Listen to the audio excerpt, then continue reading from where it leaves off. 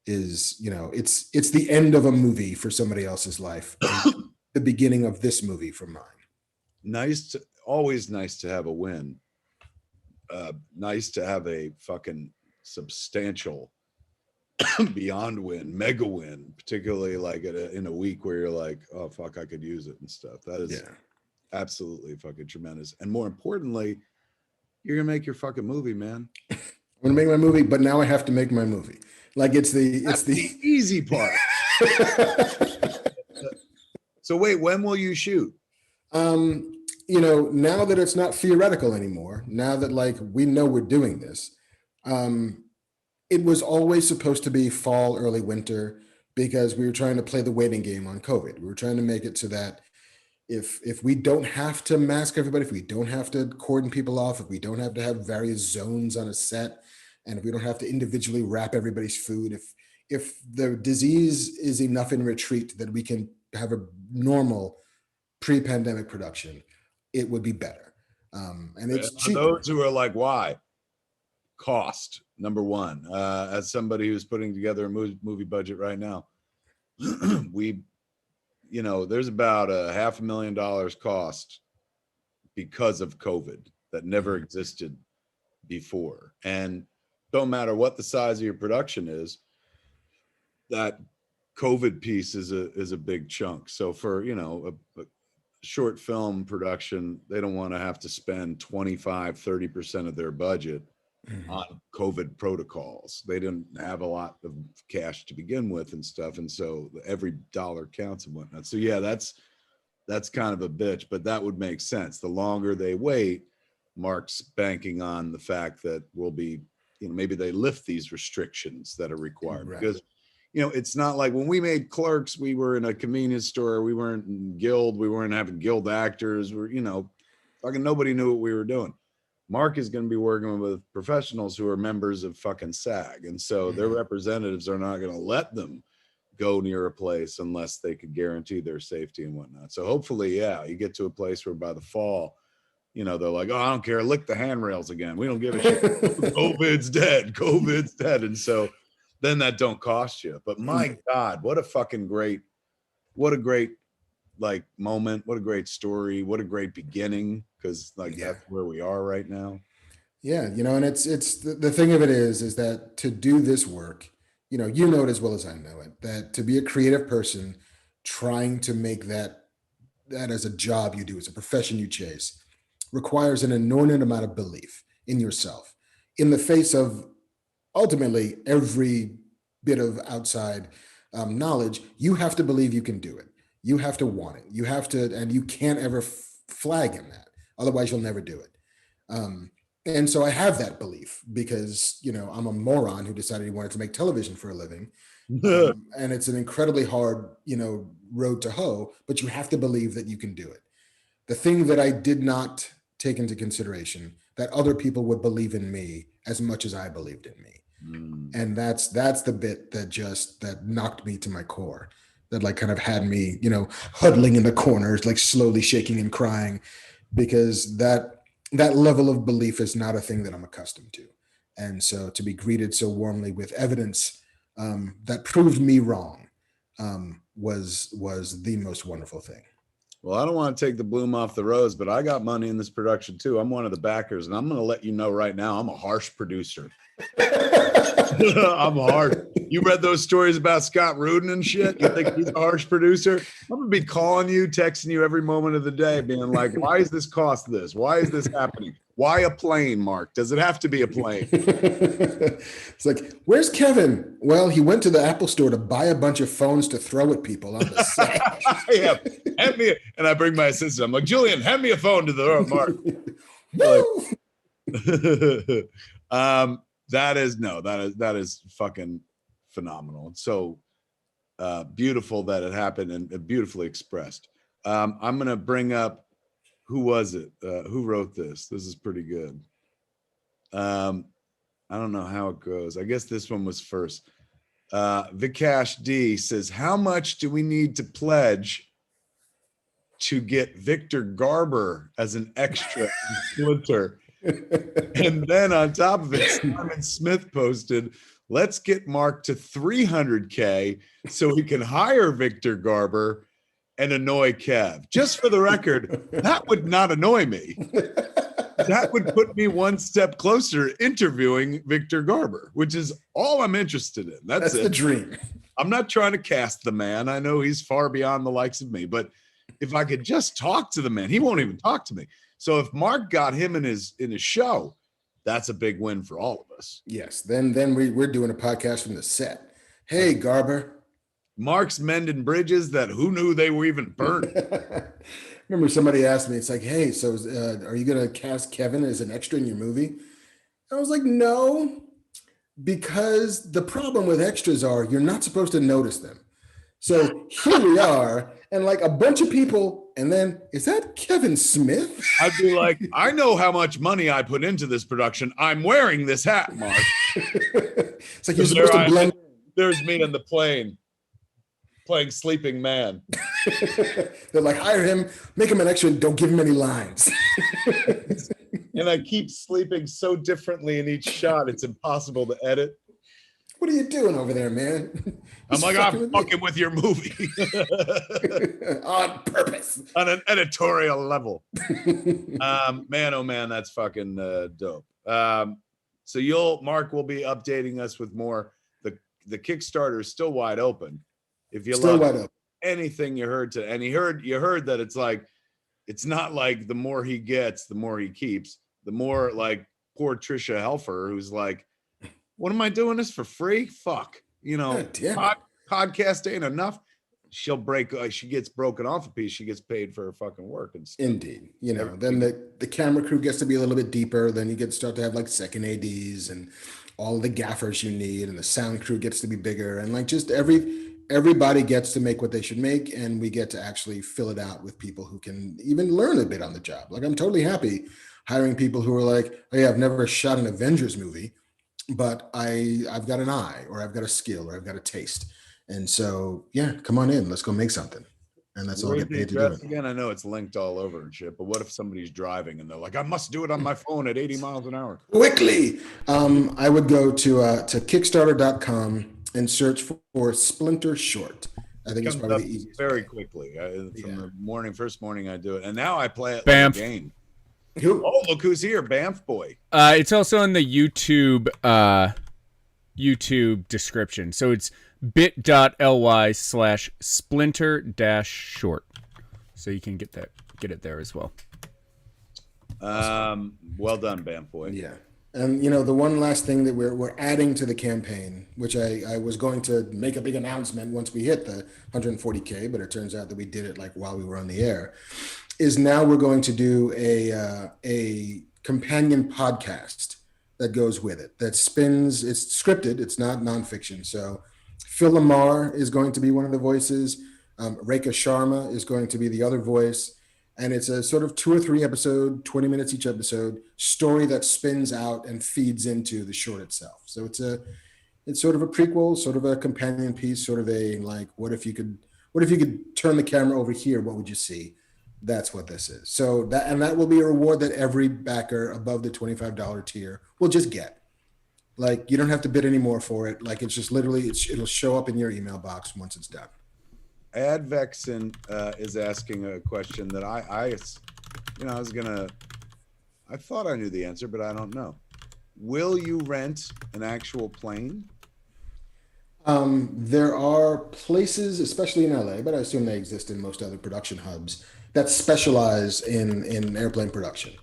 There's especially here in Los Angeles, there's 3 or 4. And so the hope is to be able to use their standing sets for things like the cockpit and the galley and what have you, to modify a couple of them for some of the pieces that are going to feel a little bit more custom. But we don't have to rent a whole plane.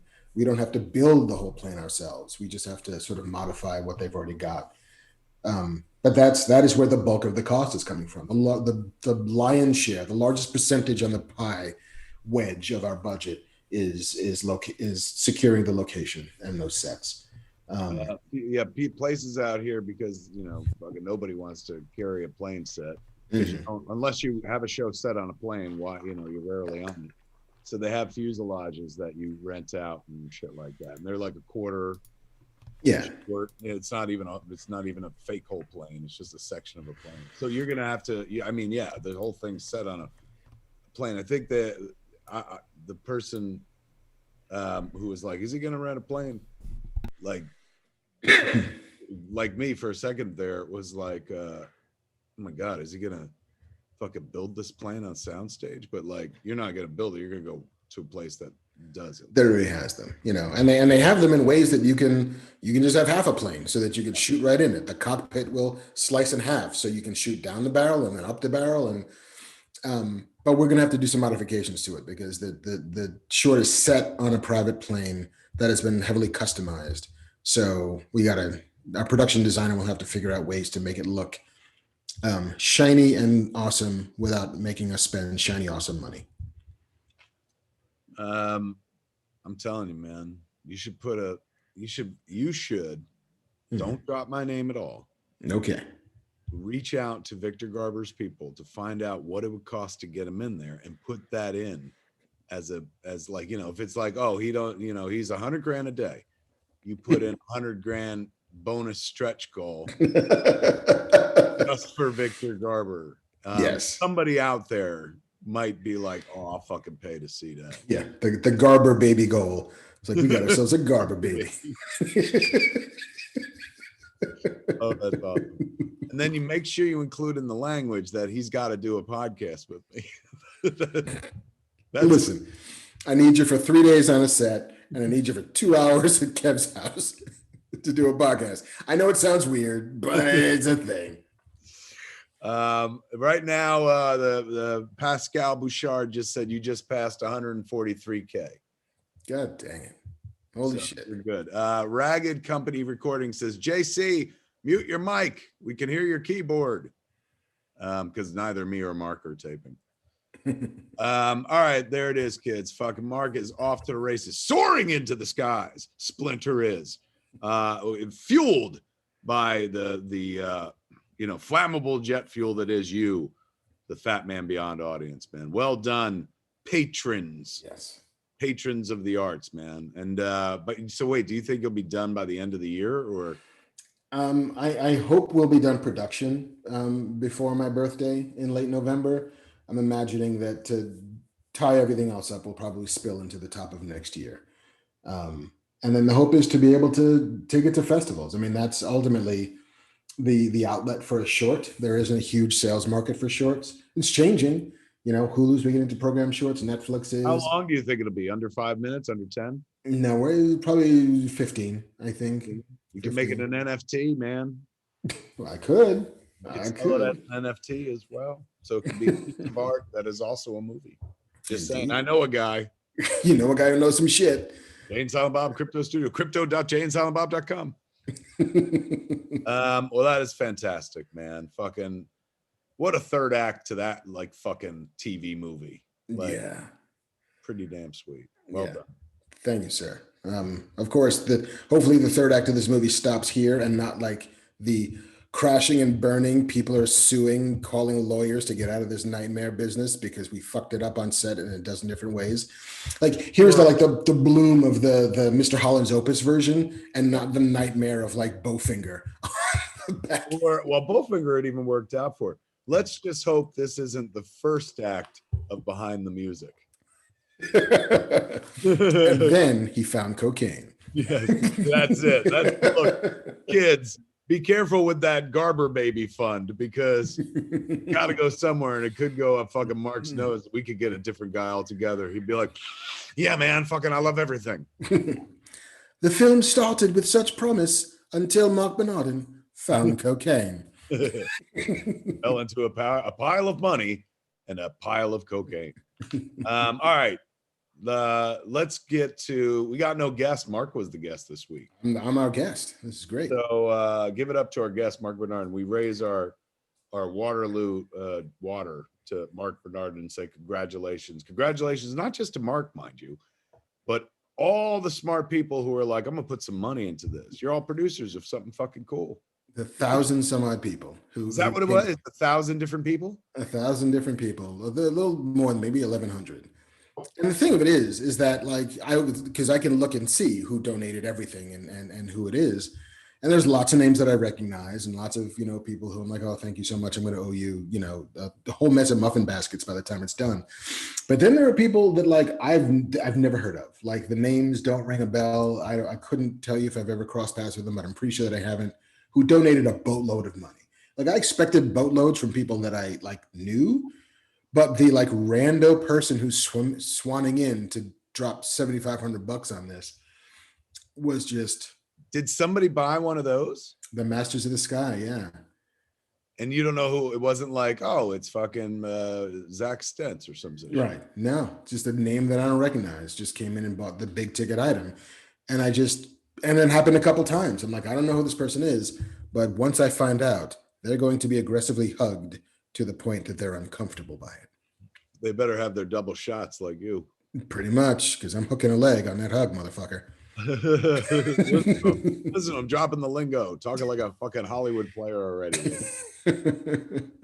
All right, let's you know what, we got some news. Somebody says Kimberly G85 said over 1,200 backers now.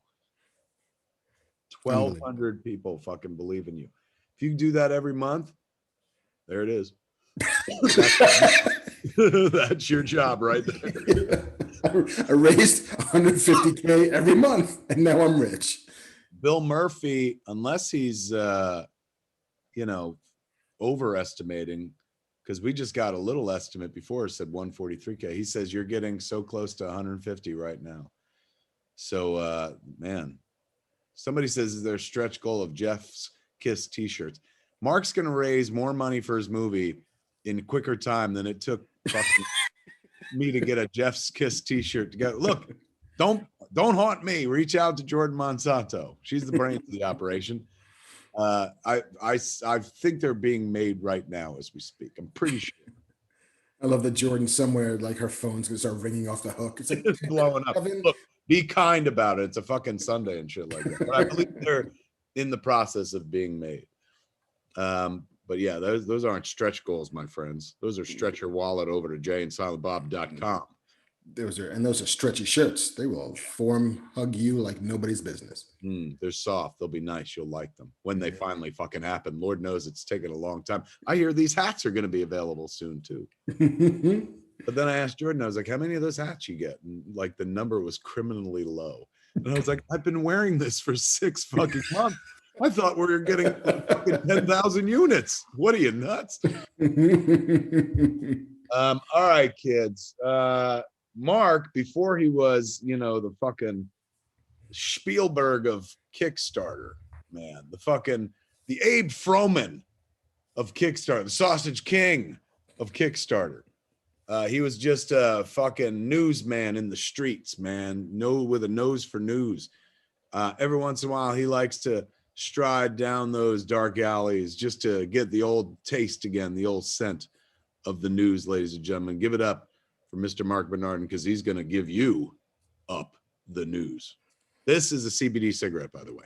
Excellent. Take it away, newsman Mark.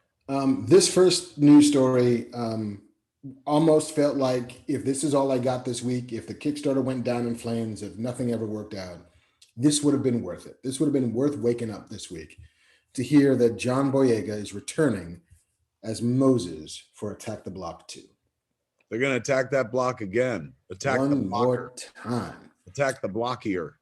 And John Boyega, who, I always thought rather kind of, I didn't think there was any accuracy to this, but remember when he got up and he was making his statement, telling his truth, but at one point he was like, I'm probably not going to get any work after this. I was like, I don't know, John. I feel like the work's actually about to increase. I did not suspect it would be for a Attack the Block 2. So I'm happy for him, but I'm happier for all of us that I didn't know that was in the cards, that we were going to get Attack the Block 2. I felt like that was a one and done, and everyone went on to other successful things. So it's nice to see them all coming back together. Yeah, like this, it's the perfect kind of sequel, which is one that you desperately wanted, at least I did after seeing that first movie, but never thought you were going to get. And you were okay with, because the movie ends incredibly well. It's a fantastic movie. If you've never seen it, I can't recommend it highly enough. But there's 100% more story there. and everybody is coming back. Joe Cornish, who wrote and directed the original movie, is returning. Boyega's returning. Who knows how much of the original cast is coming back? But it's been a decade since they made that movie, since Boyega blew up and became a sort of household name. And Joe My God, Cornish. you're right. It has been like a decade. They've made 3 fucking Star Wars movies. They make them annually. It's like a couple of years. So yeah, you're right. It would be 10 years since Attack the Block. Yeah, 2011 was when Attack the Block came out, and to return to that, and to do that thing where it's the same actor, and like, what has time done to Moses? You know, he's now a grown ass man. He's not a child anymore. And to be able to continue that story of a guy who knows that, yeah, fucking aliens exist, and me and my friends killed them all. And it's Rambo, if you want it to be like Rambo. You know, you open up Rambo 2, First Blood Part 2, and he's in prison, you know, for doing awful shit, mind you. But he's got to get busted out of prison to go and rescue some people in Vietnam. Like, who's going to bust Moses out of jail, and what for? Like, what kind of alien threat do you need the alien killer to take on? We're about to find out. Hell yes. So very excited about that. That was the crown jewel in my pre-Kickstarter life this past month. So very happy about that. Similarly, I'm happy about the fact that they are not just making a new Highlander movie directed by John Wick director Chad Stahelski. Fucking Henry Cavill is going to be the lead of the new Highlander movie. I mean, I know everyone was like, come on, he's our Superman and shit. And like, that's fine. But like, I like Henry Cavill as an actor. I always did, going back to the Tudors. Mm-hmm. I thought he was wonderful standout and stuff. You know, I thought he was a great Superman, but like Superman, you could only do so much, and he did a bunch. But, you know, I was never going to watch What's the Witcher or something like that. But this, when I heard, number one, that Highlander, I was like, smart. I don't know why it's just sitting there dormant. But when they said him, I'm like, come on, that's fucking fantastic. What a great marriage of actor to fucking material and shit. Mm-hmm. Yeah, man, there can be only one. Apparently that one is Henry Cavill. Good for him. And it had been apparently bandied about in Hollywood for a good long while. At one point, Ryan Reynolds might have wanted to be in the Highlander. Director Justin Lin was also playing with it, but now this seems to be the gears are meshing the way you kind of want them to. And it's the director of John Wick? Yeah, Chad Stahelski. So at the very least, this will have some fucking... Stand back. Here's my hot take. Ready? What you got? Fucking that John Wick is some hell of a picture. I don't know if you've seen this John Wick yet, Mark, but oh my Lord, they know how to make cinema. Yeah, give that guy a Highlander. I mean, here, Russell Mulcahy, I believe, is the director of the first one. Yep. Now, Russell Mulcahy, a wonderful filmmaker, also in our genre, he made The Shadow, which a lot of people don't like, but like I dug because it was very true to the Chaykin version of The Shadow that they had revamped for DC and stuff like that. But you know, Russell Mulcahy, you don't think of him as the John Wick guy, obviously, especially because John Wick happened years later. But the guy who made John Wick is going to be given the material of the Highlander. Yep. Suddenly I'm like, we're going to get a fucking insanely kick-ass action-oriented Highlander. And you forget, and again, I ain't taking anything away from Russell Mulcahy. I could never shoot the action that he has shot in the movies he's made. But think about applying, you know, fucking they all got to fight, and because there could be only one, and there's some head cutting off going on and shit. Think about that shit in the hands of the guy that did John Wick. Like, I don't care who they cast. They could have cast, you know, fucking Victor Garber. Well, I would have been very excited about that. I say Victor Garber for the Sean Connery role. I'm just going to leave that there for somebody to explore. Put it into the world. Yeah, but I'm in. I love this. Yeah. Who's doing? I don't know. Let's see. Not Netflix? I don't believe it's Netflix. I don't know if they have. Yeah, they don't have a movie or a series. A streamer? It's a movie. If I had to guess, it might end up at Lionsgate, only because Chad Stahelski has done. I mean, the John Wick movies are Lionsgate, so he's got some friends over there. I'm not saying he has to be the Kurgan, but you gotta Clancy Brown's still around. You've got to bring him back to be a Kurgan at the very You know what I'm saying? Like that guy could still bellow that immortal line. Yes. There can be only one. I have something to say. It's better to burn out than fade away. Man, oh man. It's, Lionsgate. Chad is telling us that Lionsgate's doing this. That makes sense. that does make sense. That's gonna be big. That'll be big. And Yeah. that's something I would be like, I'll go to the movies to see that. Oh, And fuck let yeah. me tell you, if they find some way to fucking bring back that Queen score, here we are, we're the princes of the universe. Oh, fuck. So good. It's unclear if he's going to be playing a new role or if he's going to be Connor McLeod of the Clan McLeod. Born. I hope it's just a reboot, man. I hope he's flat out Connor McLeod. I Me mean, too. you know, I know I'm not trying to say disavow the other ones, but we've had a great run with those movies, and I'm okay with them being like, here you go. It's Yep, just start over. start over, yeah. Yeah, that's not a mythology that I feel particularly, and I watched the TV show that was on USA for a bunch of years, and it's good. Like Duncan MacLeod, Connor McLeod, sure. And was it what was the original Highlander's name, the actor? Christophe Lambert, a Frenchman playing a Scottishman, and a Scottishman playing a Spaniard, because why not? Who wants to live forever? Who dares? And remember, like, it didn't have a huge theatrical run. Mm-mm. It was a home video hit. It was like one of the first home video sleepers where like it blew the fuck up, so much so that they went and made Highlander 2, The Quickening. Years later, there were no plans to make it, but it had become so popular on home video. They were like, we're going for it. And sadly, it wasn't the Highlander. No, but what could be?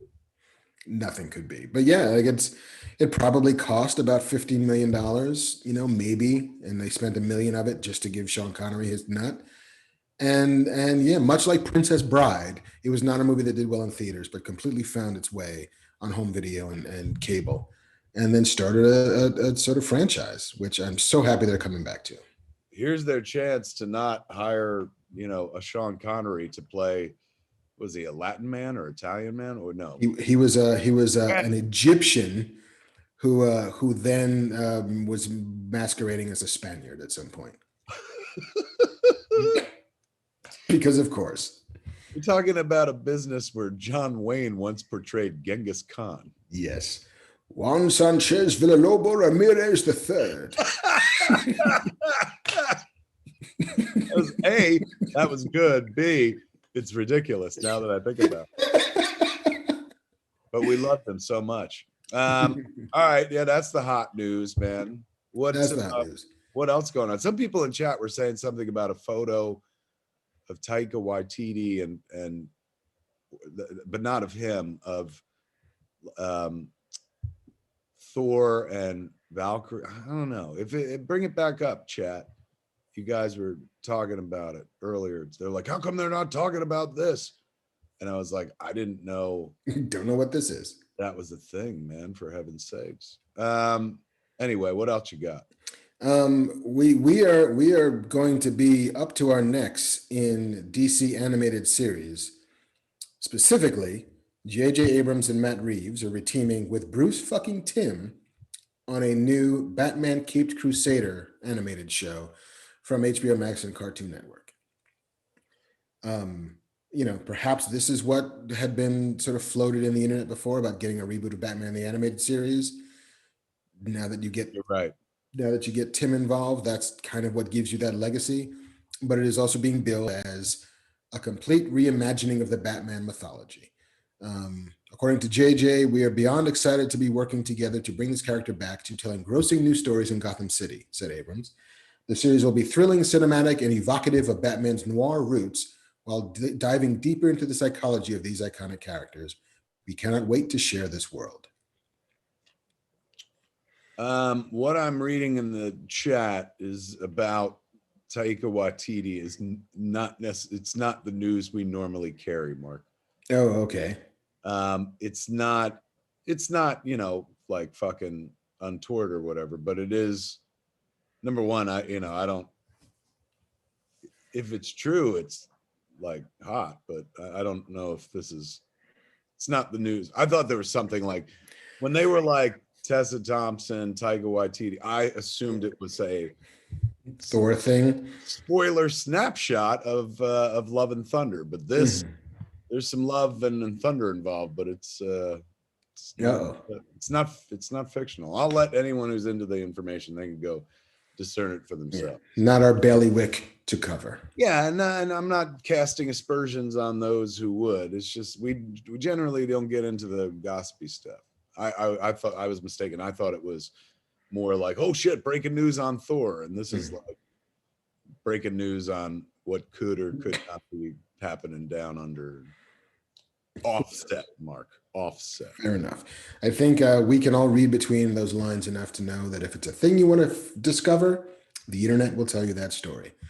But we will move on to the other animated series that Warner Brothers announced is a My Adventures with Superman show from HBO Max and Cartoon Network as well. Jack Quaid, the boy who's on The Boys. Indeed, and the son of. I love this kid, man. I mean, he's wonderful on The Boys, but I loved him in the show called Vinyl. He's real. I like him. I just said I loved him, and then I downgraded to like. I love this kid. He's playing Clark Kent / Superman, correct? Indeed. And what is the premise of this animated show? It is described as a kids and family animated series following 20-something versions of Superman, Lois Lane, and Jimmy Olsen as they begin to discover who they are and everything they can accomplish together as an investigative reporting team at the Daily Planet. I like it. I like it very much. They didn't announce any other voices, just him, correct? Yeah, he's the only one in the press release. They announced no voices for the Batman show, just a unique take on Batman, right. Updated take on Indeed. Bruce Timm, of course, coming back, guy who defined that style. House style for decades now, for heaven's sakes. He gets to revisit and recreate again. He's done that a few times with his original designs. Even within the run of Batman the Animated Series, he got like to a place where he's like, no, I want to redraw it. Yeah, let's do something new. We've done this a lot. But JJ and Matt Reeves involved in that one. Who's involved in Superman, they say? They didn't release any creative auspices per se, but like I'm here for it. Like they seem to be leaning in and exploiting these things in interesting ways. Warner Brothers is making more cartoons. I don't believe it. Yes, and they're making still more cartoons, my friend. There's more than that? There's more than that because Dwayne Johnson has decided he wants to star as Crypto the Superdog in DC League of Super Pets. I co-sign that. Why not, man? Sure. Sam Levine. That show happening without him, and then suddenly he was like, I want in, or they announced it all together? I think it had been happening without him, but then once you get him, it becomes for all sorts of reasons, a much bigger deal. Yeah, no shit, man. Wow, fucking big job. Yeah. Good. I'm all for a fucking super pet show, and he seems like such a nice guy. Let him play fucking Crypto. Let him. They'd be lucky to have him fucking play Crypto. They'll make Crypto by letting him play Crypto. Yes. Which is apparently a thing that he will, take time out of doing Black Adam to shuffle off to a voice booth. Did you see that picture he put up on his Instagram of in the shadows from on set? Mm-hmm. He's cowled. And the shit he wrote about it, like whether he wrote it or somebody else, but it's in his feed. Like he loves this character, man. He's pot committed. Very much so. Yeah, he's really gonna try to make Black Adam a way bigger thing than Black Adam currently is. And yes, I think if anyone could succeed, it's Dwayne The Rock Johnson. Indeed. If anybody can make fetch happen, it's Dwayne Johnson. That's hysterical. What else we got? Staying in DC, in the DC universe, the Batgirl movie finds some non-Joss Whedon directors. They did, and I would have put cold hard cash money on it being a female director, but I would be wrong, wouldn't I, Mark? You would be wrong. It is a pair of gentlemen who previously did Bad Boys for Life, Adil El Arbi and Bilal Fallah have been tapped to direct Warner Brothers and DC Entertainment's Batgirl movie. Christina Hodson, who did Bumblebee, penned the script. And she did Suicide Squad as well, right? She did Suicide Squad as well. The movie will appear on HBO Max. I'm sorry, Harley Quinn. I think she wrote that. Yeah, and the fabulous Birds of Prey. Yeah. Birds of Prey. That's it. Sorry. This movie will appear on HBO Max. Unclear if it will get a theatrical release as well, but this is part of their long game to incentivize people to sign up for the HBO Max. And yeah, Joss had stepped off the project back in 2018. So wait, this is not going to be a theatrical film, Batgirl? No. Warner Brothers and HBO Max and Warner Media has decided that, I know. It seems as if... hold on, Mark. I'm going to call the mayor of Hollywood. What are you, nuts? Well, how is this just a streaming series and not a fucking... Like, they got Wonder Woman. They got Wonder Woman. But, you know, I'm like, take Wonder, throw Bat, take Woman off, put Girl, make the same amount of money. Like, they could be printing big fucking dollars. That's $1 billion franchise handled correctly. Yes. And you cast it right, like, oh shit. And they're just gonna let it be a series. I'm not, you know, look, this is a wonderful streaming series.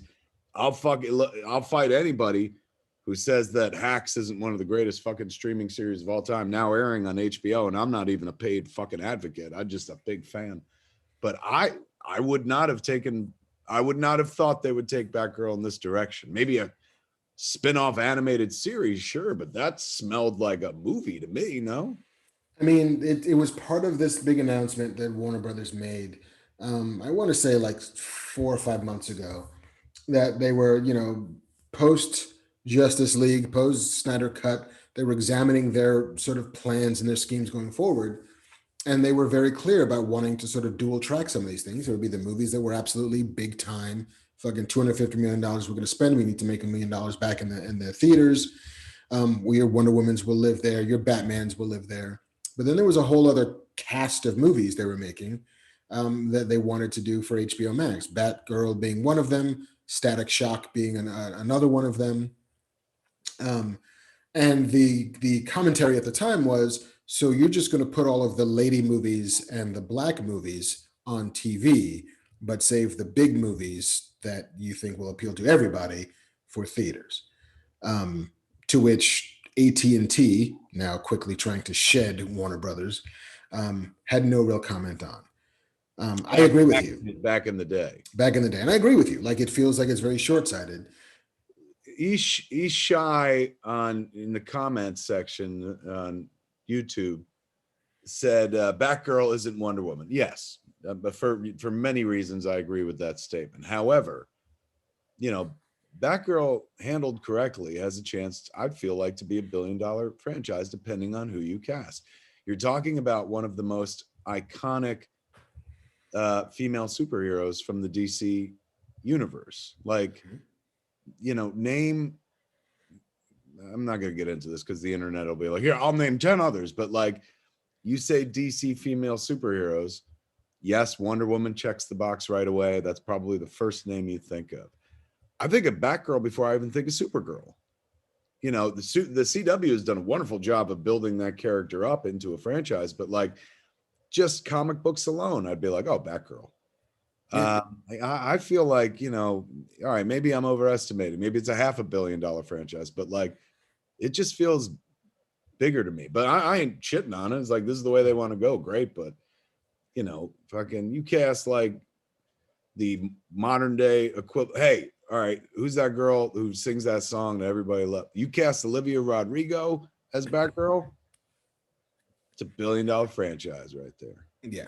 Billie Eilish's Batgirl makes you $1 billion. You make $1 billion, man. Like, the right casting and the right filmmakers and the right handling of that character and stuff. Like, and you know, we're getting closer to that world where the right things happen all the time. But hey, I'm happy to see any Batgirl, any fucking thing. So if it's on HBO Max, I love HBO Max. I fucking swear by it. I can't.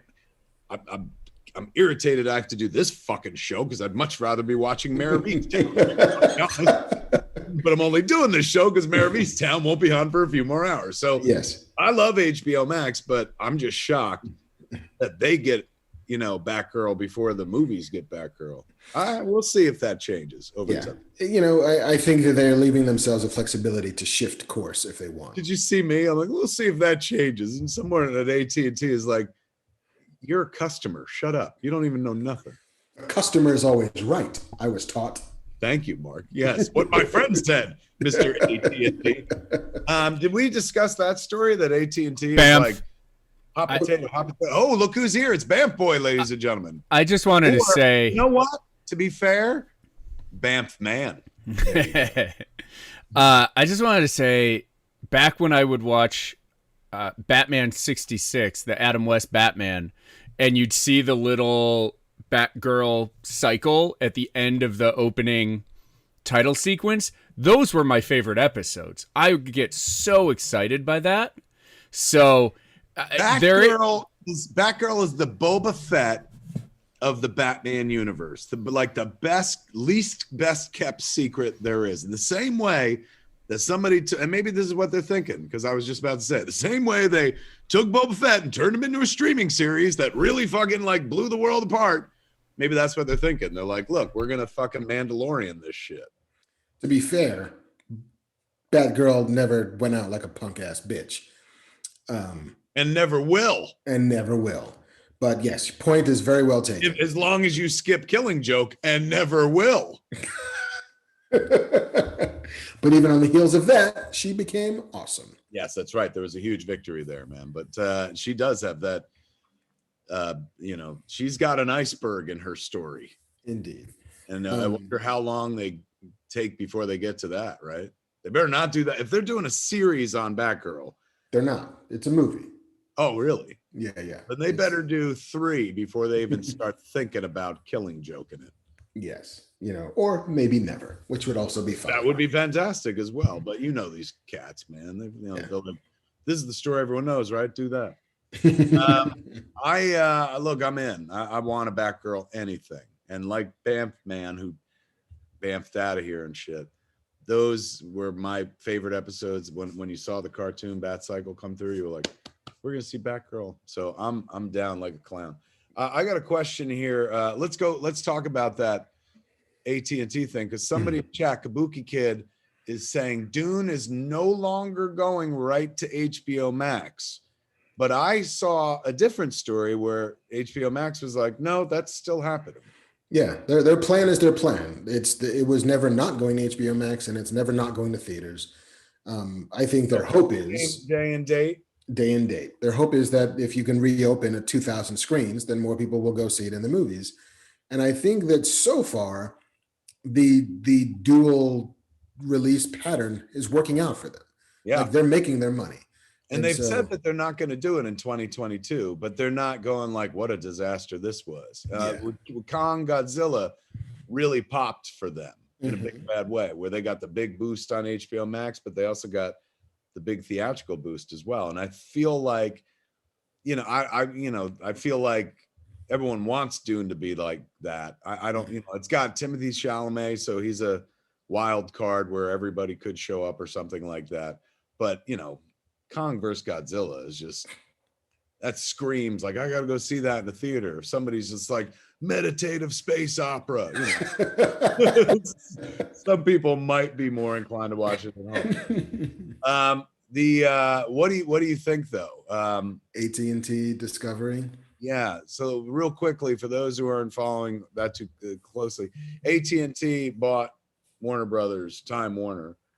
And it took a few years because the government was cock blocking it and shit, and then finally it came to pass like 3 years ago or whatever. And now just recently AT&T announced that they are going to spin off Warner Brothers into a what do they call that, merger with Discovery Plus networks, which would make this incarnation of Warner Media, HBO Max, Discovery Plus, the biggest media company on the planet in terms of sheer holdings. Is that correct? Something like that. I mean, I think that Discovery their assorted gallery of networks, which includes the Science Channel and They got a lot, just like Food Network, and they are the largest producer of unscripted TV, whereas unscripted content, and Warner Media is the largest producer of scripted content. And so putting the chocolate and that peanut butter together would make this gigando company. And AT&T, the culture clash between what was ultimately, a sort of cell phone company and a media company that makes stuff never really gelled that well. From an executive. They are responsible for the Snyder Cut, though, correct? Like was Warner Brothers left to their own devices, you were never going to see that Snyder Cut. But yeah, I mean, AT&T bought Warner Brothers and they launched HBO Max. They were like, "We'll go with this. This sounds good. Let's do this." Yeah, I mean, they were very much like they were the drivers behind the day and date release of all Warner's theatrical movies for 2021 because they were trying to amp up and drive subscribers to the service, which was floundering in the beginning. And so, they had some ideas for sure, but it was never a perfect fit. And it seems as if AT&T was like, you know what? Maybe this is more trouble than it's worth. 3 years after we made this big ass stink about it, maybe it's time to part our ways. And so Discovery, Warner Media, whatever that looks like, provided it passes the antitrust due diligence by the government, will be a gigando new company that is going to give you everything under the hood of at least 2 new apps. And they've said they're going to spend Netflix money on content. Yes, because the streaming wars are not even almost over.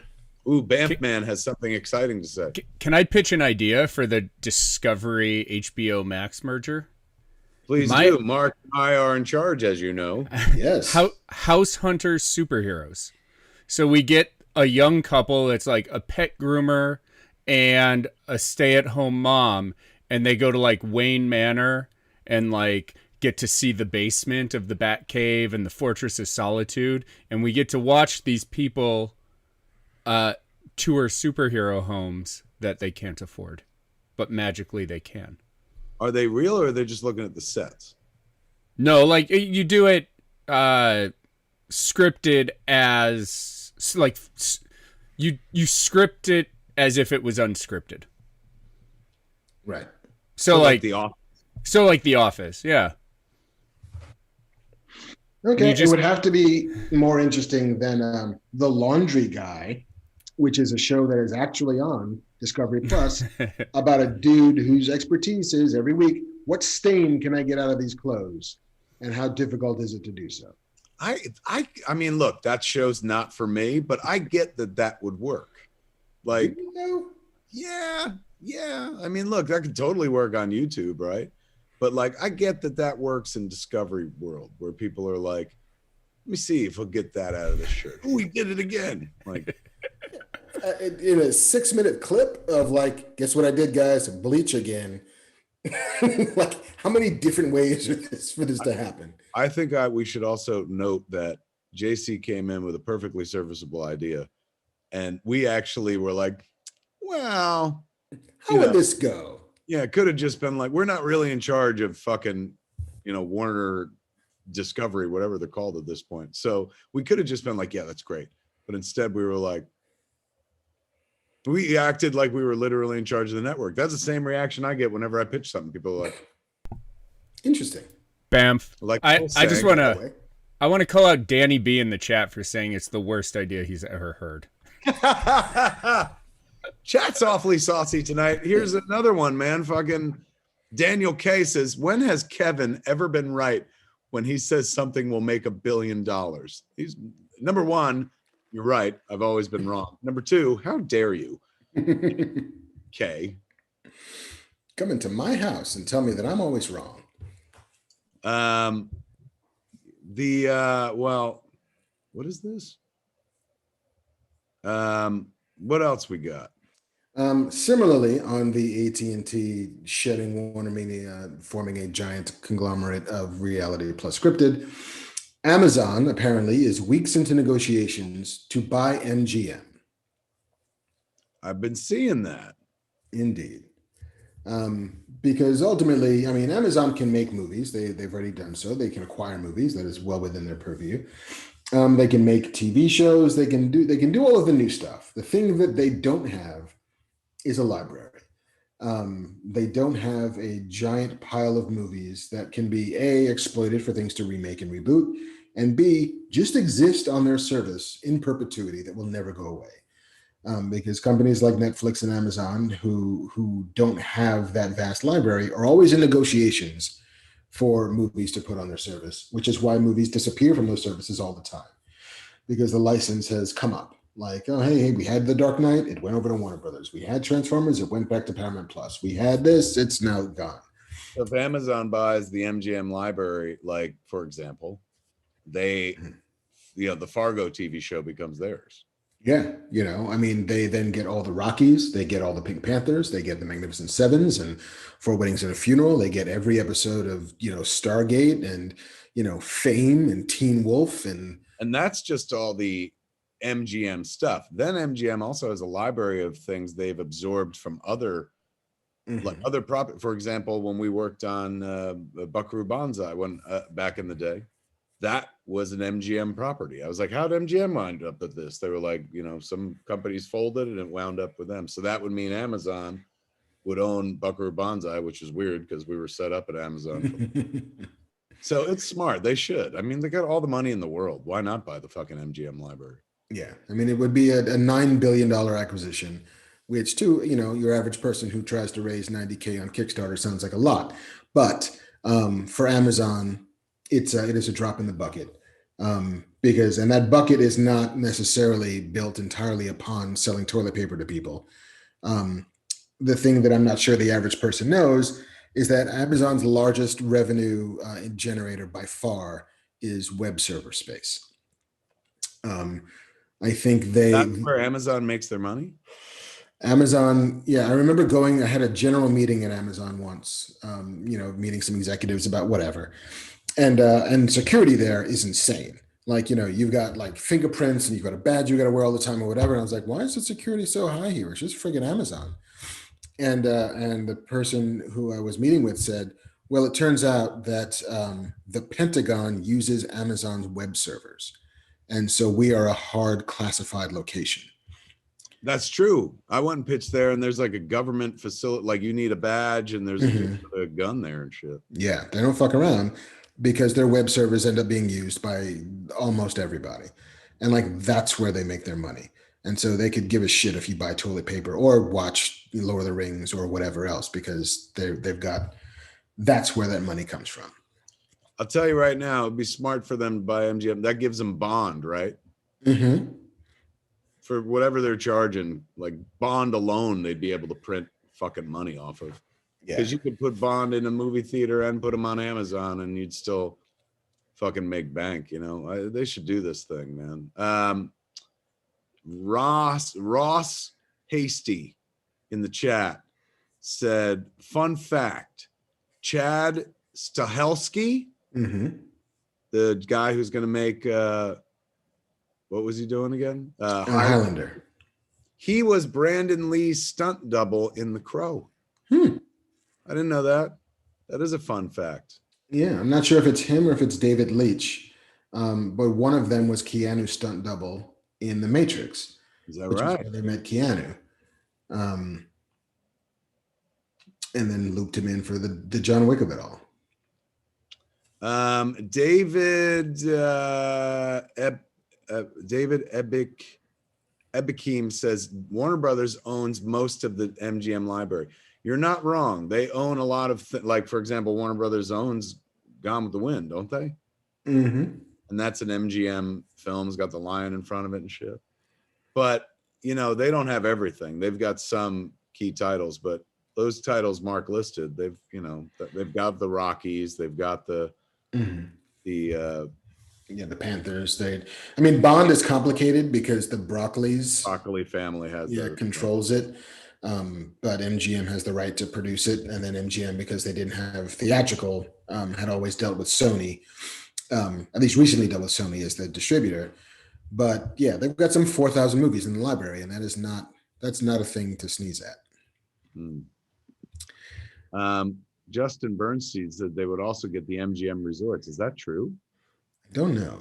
Like Amazon would suddenly be in the casino business as well? We are getting closer and closer to them being that fucking company in Wall-E. Yeah, just buy more. Everything. Yeah, fuck. They cover a lot of ground, man.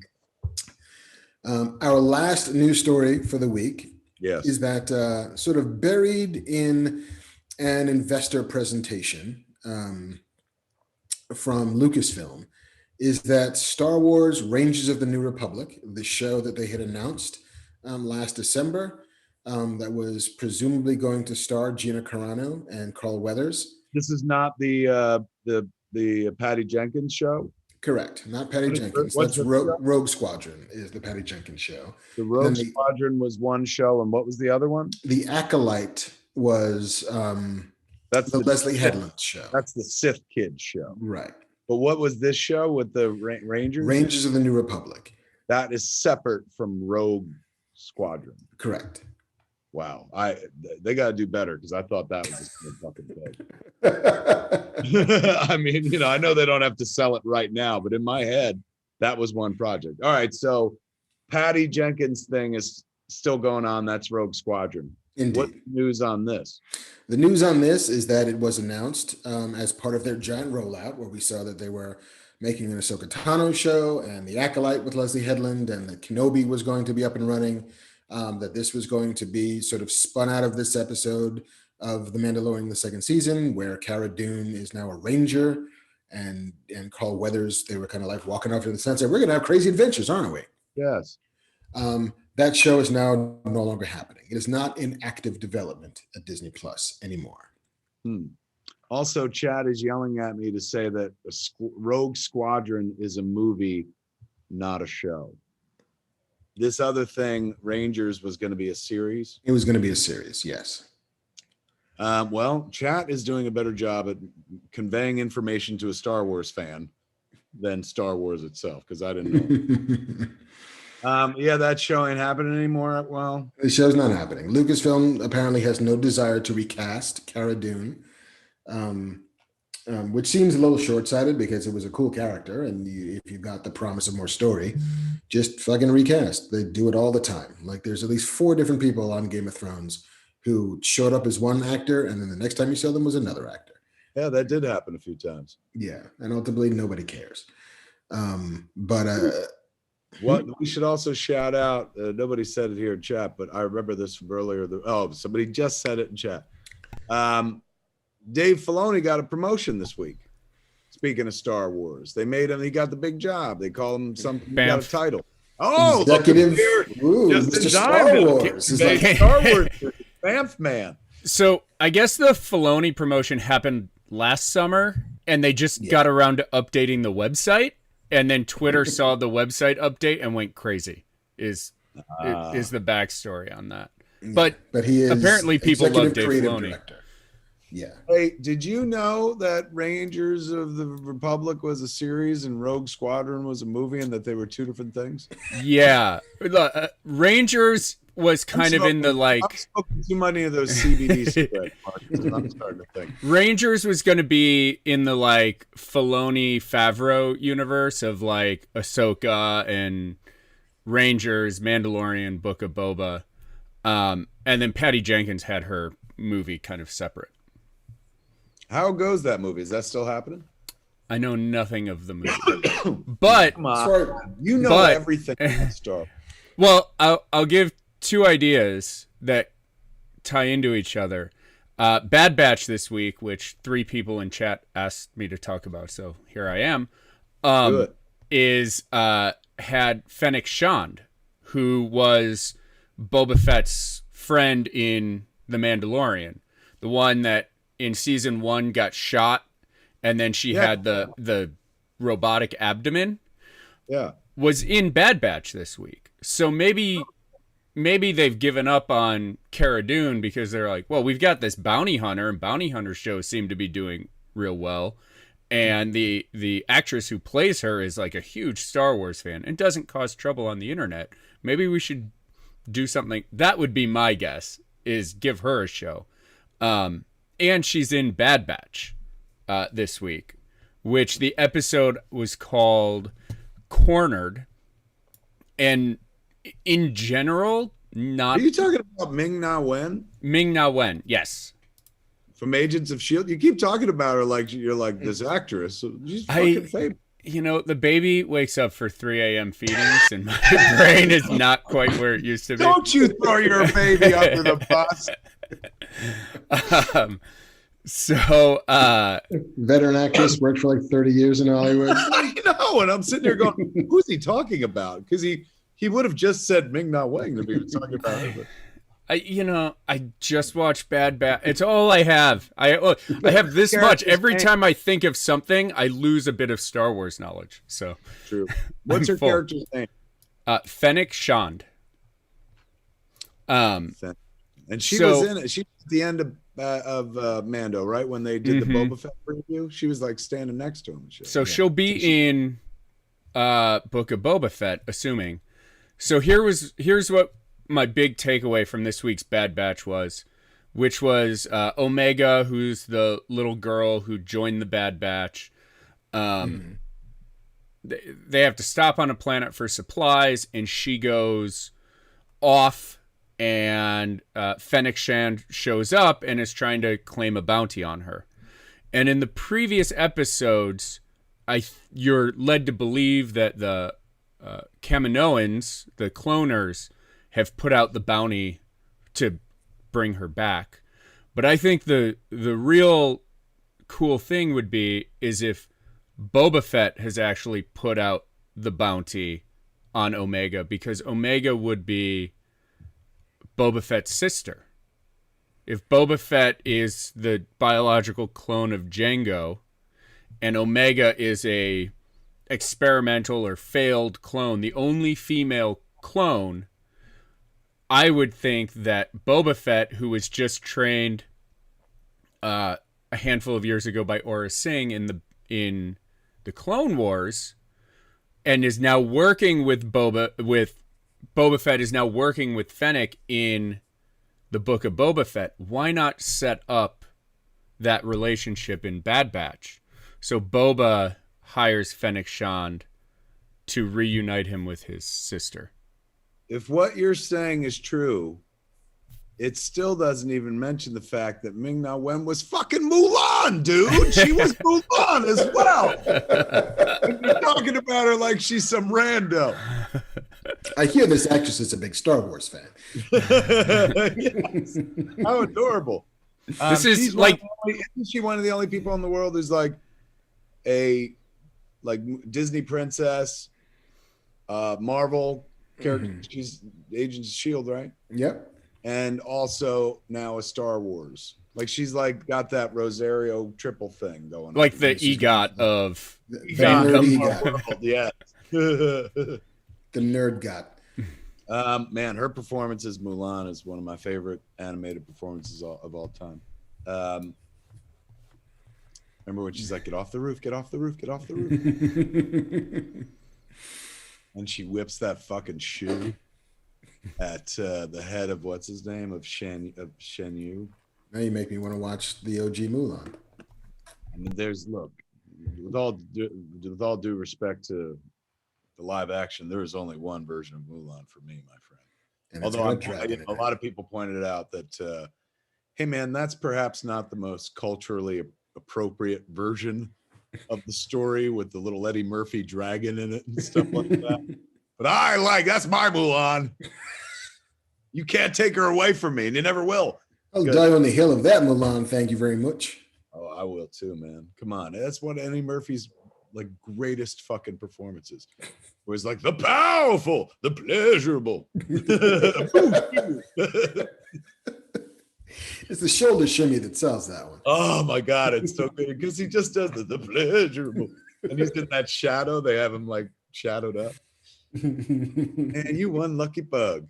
Him and Cricky. And remember they do Batman and Robin at one point? Where he's like, citizen, who are you? He's like, your worst nightmare. And they did like a Batman reference in the movies at a time when nobody was doing Batman references. Like, you know, the Batman movies had fucking died, and all of a sudden Mulan made this like wicked fucking Batman reference. I remember being seen when I saw that movie, Mark. Like you and a bunch of Asian girls were like representation, right? Yeah. I was like, right. And they're like, how are you? And I'm like, well, the Batman thing. It took a minute, but we got it. Yeah, I mean, you guys go first. I get it, but I got to be back in with Batman. I came for Eddie Murphy, but I stayed for Ming Na Wen, is what I'm There you go. All right.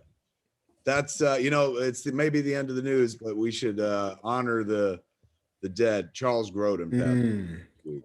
Yes, the great Charles Grodin. And it doesn't matter what your favorite Charles Grodin performance is. A lot of people, of course, rightfully cited Midnight Run. I love Midnight Run. I paid to see it in a fucking theater. It was a sleeper hit because of people like me. Yeah, I'll take a little credit. But I loved him in Neil Simon's Seems Like Old Times, which I was forced to watch many times as a kid because my parents liked it. My brother and sister liked it. As a young kid, I had Chevy Chase, so I was kind of there for it. But it was like early days of cable. They would run that shit like Beastmaster. So I saw it so many times. And, he had the straight man role. He's got the tough job, but he even pulled it off with a plum. He was great, and Heaven Could Wait. Charles Grodin was fantastic at everything. For a lot of people, he's Beethoven. I passed those dog movies myself and stuff. Certainly didn't begrudge the man his right to be in them. Indeed. Great Muppet caper.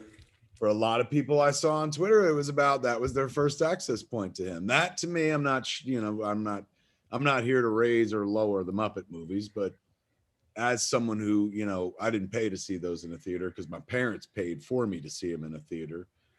I preferred the Muppet movie. That being said, Charles Grodin is wonderful in The Great Muppet Caper. Yeah. He's wonderful in everything he was in, man. Don't think he was ever bad. He was great as a talk show guest, just trying to ice David Letterman at any chance he got. How old? 86. Also, Mr. Paul Mooney passed away this week. Indeed. Negro Domus himself. Going further back, the very famous Richard Pryor SNL sketch that helped define that show was written by Mr. Paul Mooney. And if you've never seen his stand-up, dive in. It's really good stuff. He was in his 70s. It felt like he had a massive heart attack, I think. Yeah. What happened to Charles Grodin? I think it's natural causes. I didn't see anything. Maybe it was mid 80s or something. Yeah. They put up a picture of him and I was like, surely that's Charles Grodin's dad. And then I realized I haven't seen him in 30 years. Yeah, and people age and stuff. But also Charles Grodin wore like a piece for most of his career. If I remember correctly. I think, or maybe I'm confusing his character in The Lonely Guy. I just remember at one point that somebody was like, oh no, he wears a hairpiece or something like that. Yeah, I think the last time we should be talking about as we honor the man's final days. We're like, he wore a hairpiece, I think. Right. The last time I saw him was on Louis. He was on. Yeah, he works. He continued to work and stuff. But absolute legend. Always great. Which is a perfect place as any to say that's the end of the news, my friend. That is the end of the official news. I could share a little news with you, in as much as I shared it on Twitter. I saw the final episode of part 2 of our Masters of the Universe. Ooh. And it is wonderful. It has some of them, it's crazy fucking full of action. Just with every He-Man, every version of a He-Man fight you've ever wanted to see. It is Jeff's kiss, if you keep it on brand, to our directors, Pat and Adam, who I talked about last week as well. It's just great. I can't wait to share more, and more is coming. I'm not allowed to say when, or I'm not allowed to say what, but I've seen a schedule and things are things are moving forward, kids. They are indeed. Yeah, you're gonna. I don't want to get in trouble. The most fun that I had when we were watching the first chunk last week at your house was I remember leaning over to Eric Carrasco and I said, I wrote a line and Mark Hamill said it, and it's the dumbest fucking line. I can't believe it made the cut. I remember when it happened, like even when it was an animatic, I sent it to you to just be like, because it was such an original line. I protected that line all the way it was recorded. And Mark loved it. Mark thought it was really funny. But it works too. It's such a throwaway. Like, I can't believe Mark Hamill just said that. Yes. Yeah, it's crazy. People are in chat. They're like, we want Motu. It is. Oh, we know when it's coming now, July 23rd, but we're gonna feed your eyes prior to that, kids. Ooh. Yes. Excellent. That's all I'll say about that. Okay. Well, we're done with the news. Give it up for Mark. He found us some fucking news. Unless anybody in chat has some news they want to throw at us that we forgot. I think we really. Oh fuck! People asked about MODOK. I didn't watch MODOK yet. Did you? I haven't seen it yet either. They sent me a kit though. Ooh, MODOK goods. Let's do a little show and tell. Well, first off, this got sent a while ago, and we never got to it. Or I never got to it. He certainly never needs our help, but our good friend Brad Meltzer, wonderful comic book writer, wonderful writer, like fucking TV show. Isn't he on a Discovery or History show or something? It's like Brad Meltzer's Decoded or something to that effect. Always working, and he does these ordinary people change the world books. Like this one is the I Am Frida Kahlo book. He does these with Christopher Iliopoulos. We've talked. He's been on this show. We've talked to him before, and so he sent this thing. Says, "Dear person who we love, this is the only book I ever dreamed. I literally woke up with the idea fully formed. I know that sounds nuts. When I woke up that morning, I remember thinking that's an actual story, and it was.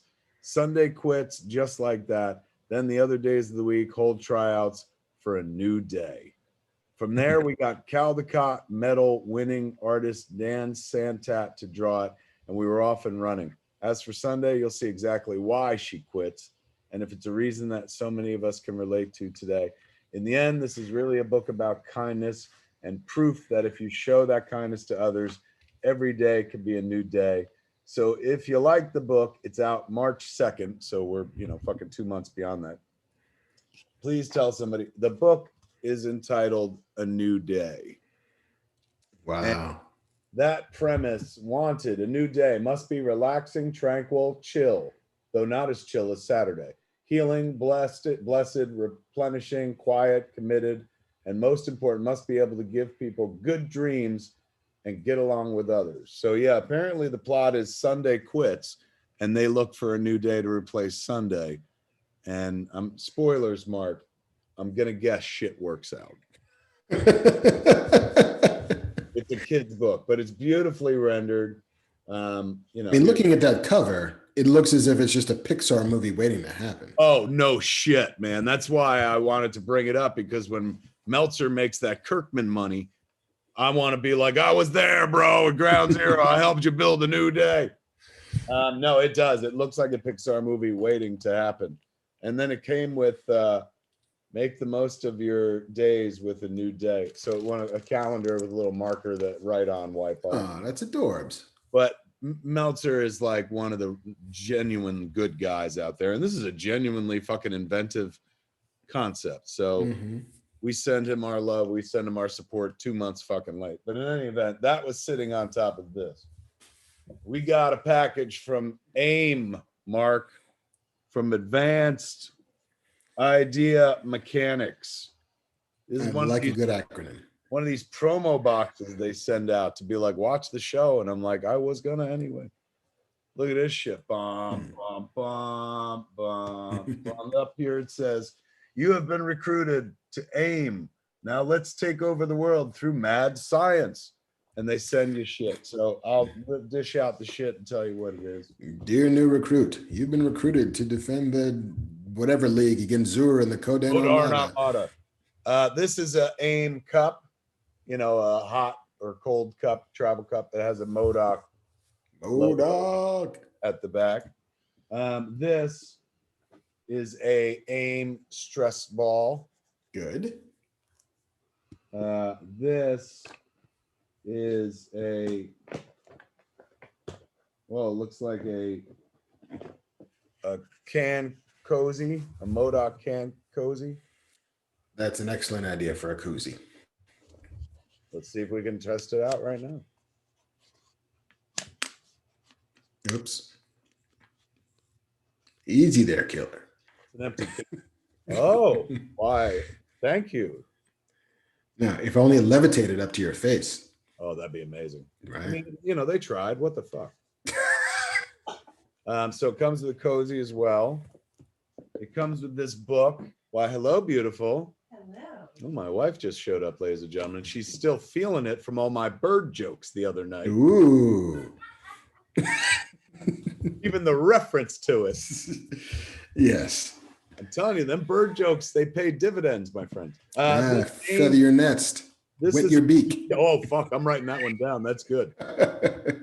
This is a welcome new recruit AIM book, and it's just an empty notebook so you can write some shit in it, which is good. Like, way to send something useful. And then over here, you got a lanyard badge, but it has a MODOK picture, and it says on the back what he is and whatnot. It's essentially a Hulu ad.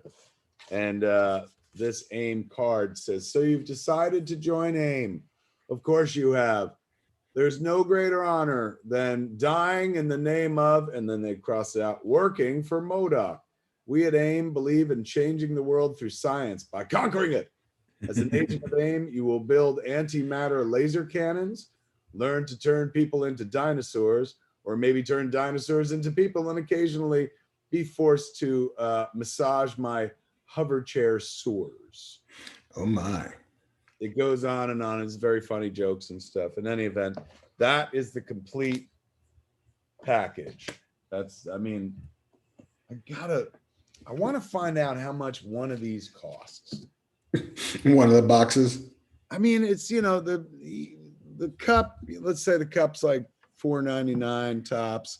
The ball is like $1. The can cozy is like $1.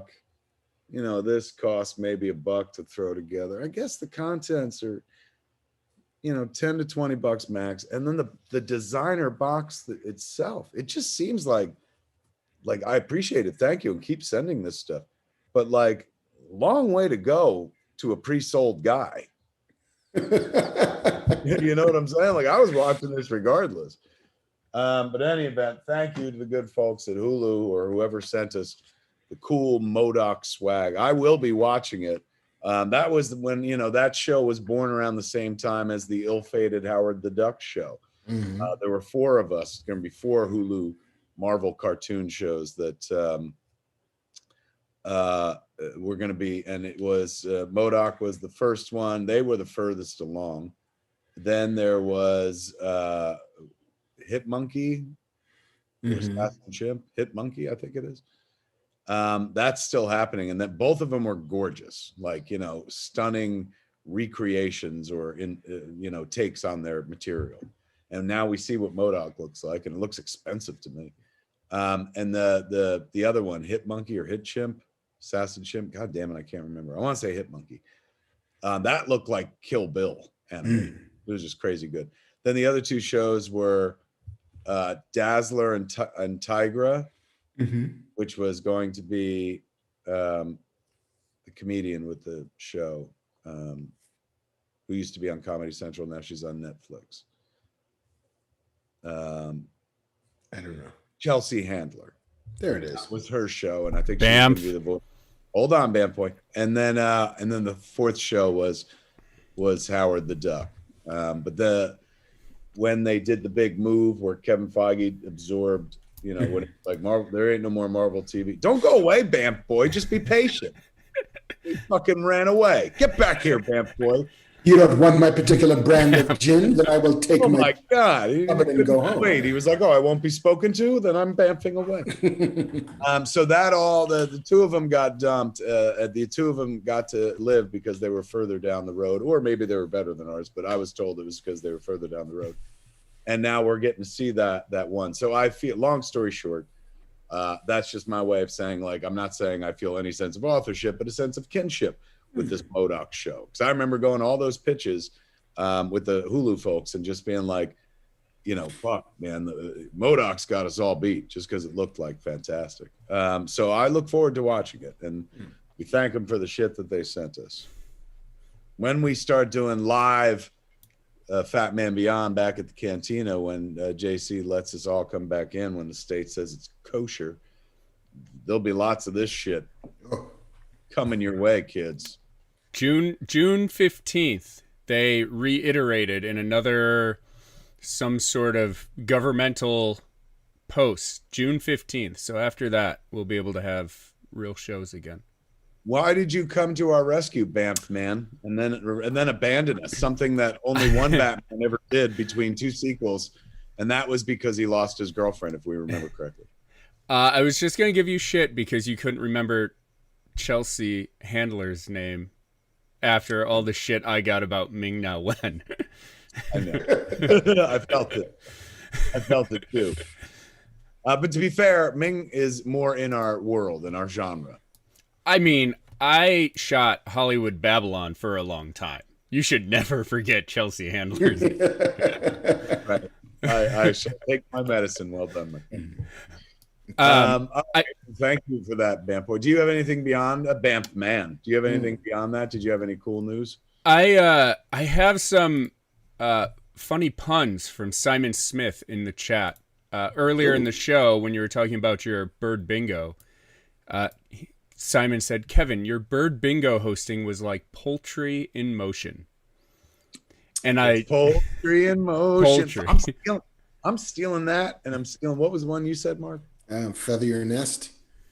Wet your Both beak. of these are so foul. I'm going to use them. So I said to Simon, "That's hilarious," and he said, "Kev isn't the only one with bird comedy chops. Toucan play at that game." Oh, Oof. That's a good one. I'm stealing that as well. Look, Martin K in Europe says he said it's past 2 a.m. in Europe. Going to sleep now. Don't go to sleep, Martin K. This is not the point of the show to go to sleep on. This is the Q&A portion of the show. That's why Banff Man is here. That's why he swung in. This is the part of the show where you, Martin K, are in charge, man. If you, Martin K, ask the question, then fucking we answer it, man. JC's just got to pick it if you are one of the questioners, Martin K. So in any event, before we lose one fucking British viewer, we only have 12. I'd hate to lose one of them. Yes. Listen, Martin, if you go to sleep now, then Freddie will get you. So yeah, really. Gotta stay awake. Martin, tell me that it worked. Martin K, you write and tell me that you're still awake, Martin K. Meantime, yeah, he's like, I want to fucking sleep. Somebody wake Martin K up, for God's sakes. And I've been putting petrol in my lorry for the past fucking 15 hours. I'm going to sleep. That's a pretty good accent right there. Meanwhile, TT tells us best morning show in Australia is Fat Man Beyond, because they're just waking up over there. So this is somebody's Monday morning show. Good day, as we hear that you say in movies and stuff like that. I feel like we're leaving money on the table by not going to Australia and getting a morning show. Martin K is Australian. Austrian. Oh. I thought he said Europe, and in Europe I thought he meant, Guten Tag. I thought he meant England.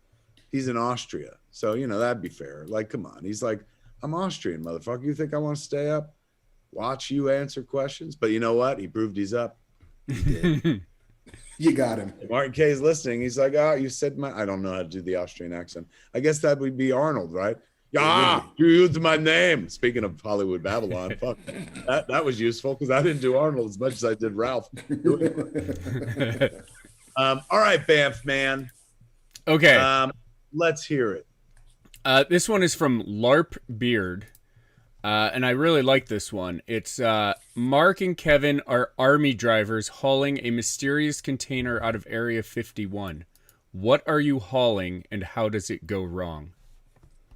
First off, a little love to AJ, who says, "Hey, some love from Kuwait. It's 3 a.m. here, and I'm wide awake." Damn, AJ. Rated Mick, rated MIK Mick, 9:28 a.m. in Tokyo. I don't know if he's there or she's there, or if they're just quoting times. But You're just looking at it at the time. It's like, you know what time it is in Newfoundland? Zesty Clam, always good for a chuckle. Said 10:27 on the East Coast, earlier elsewhere.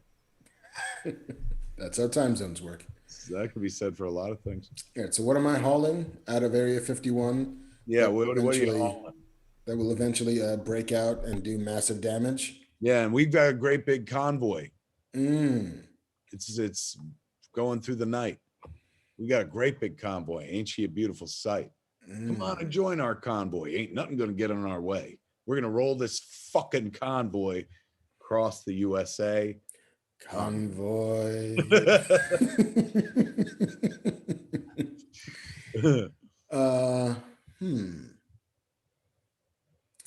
Part of me is wanting it to be like a Godzilla egg, because that could be cool, and then it goes wrong and you get a Godzilla. And you know, Godzillas tend to do a lot of property damage. But then I kind of want to do like the Ark of the Covenant, like they finally fucking pull it out of that warehouse and decide to move it.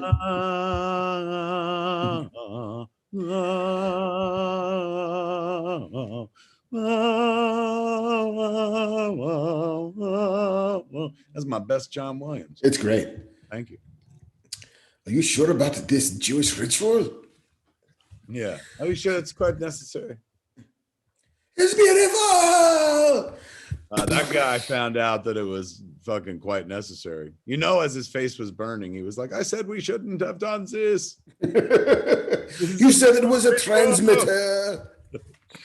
What? All right. Godzilla egg is pretty hot. What am I Godzilla going egg, for? and then I went Ark of the Covenant. Ark of the Covenant, even better. All right. What am I going for?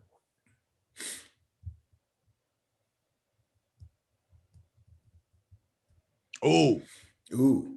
I'm going old school. What do you It's got? been a few years since they've done it, unless I'm wrong and I missed it. Mm. The Blob.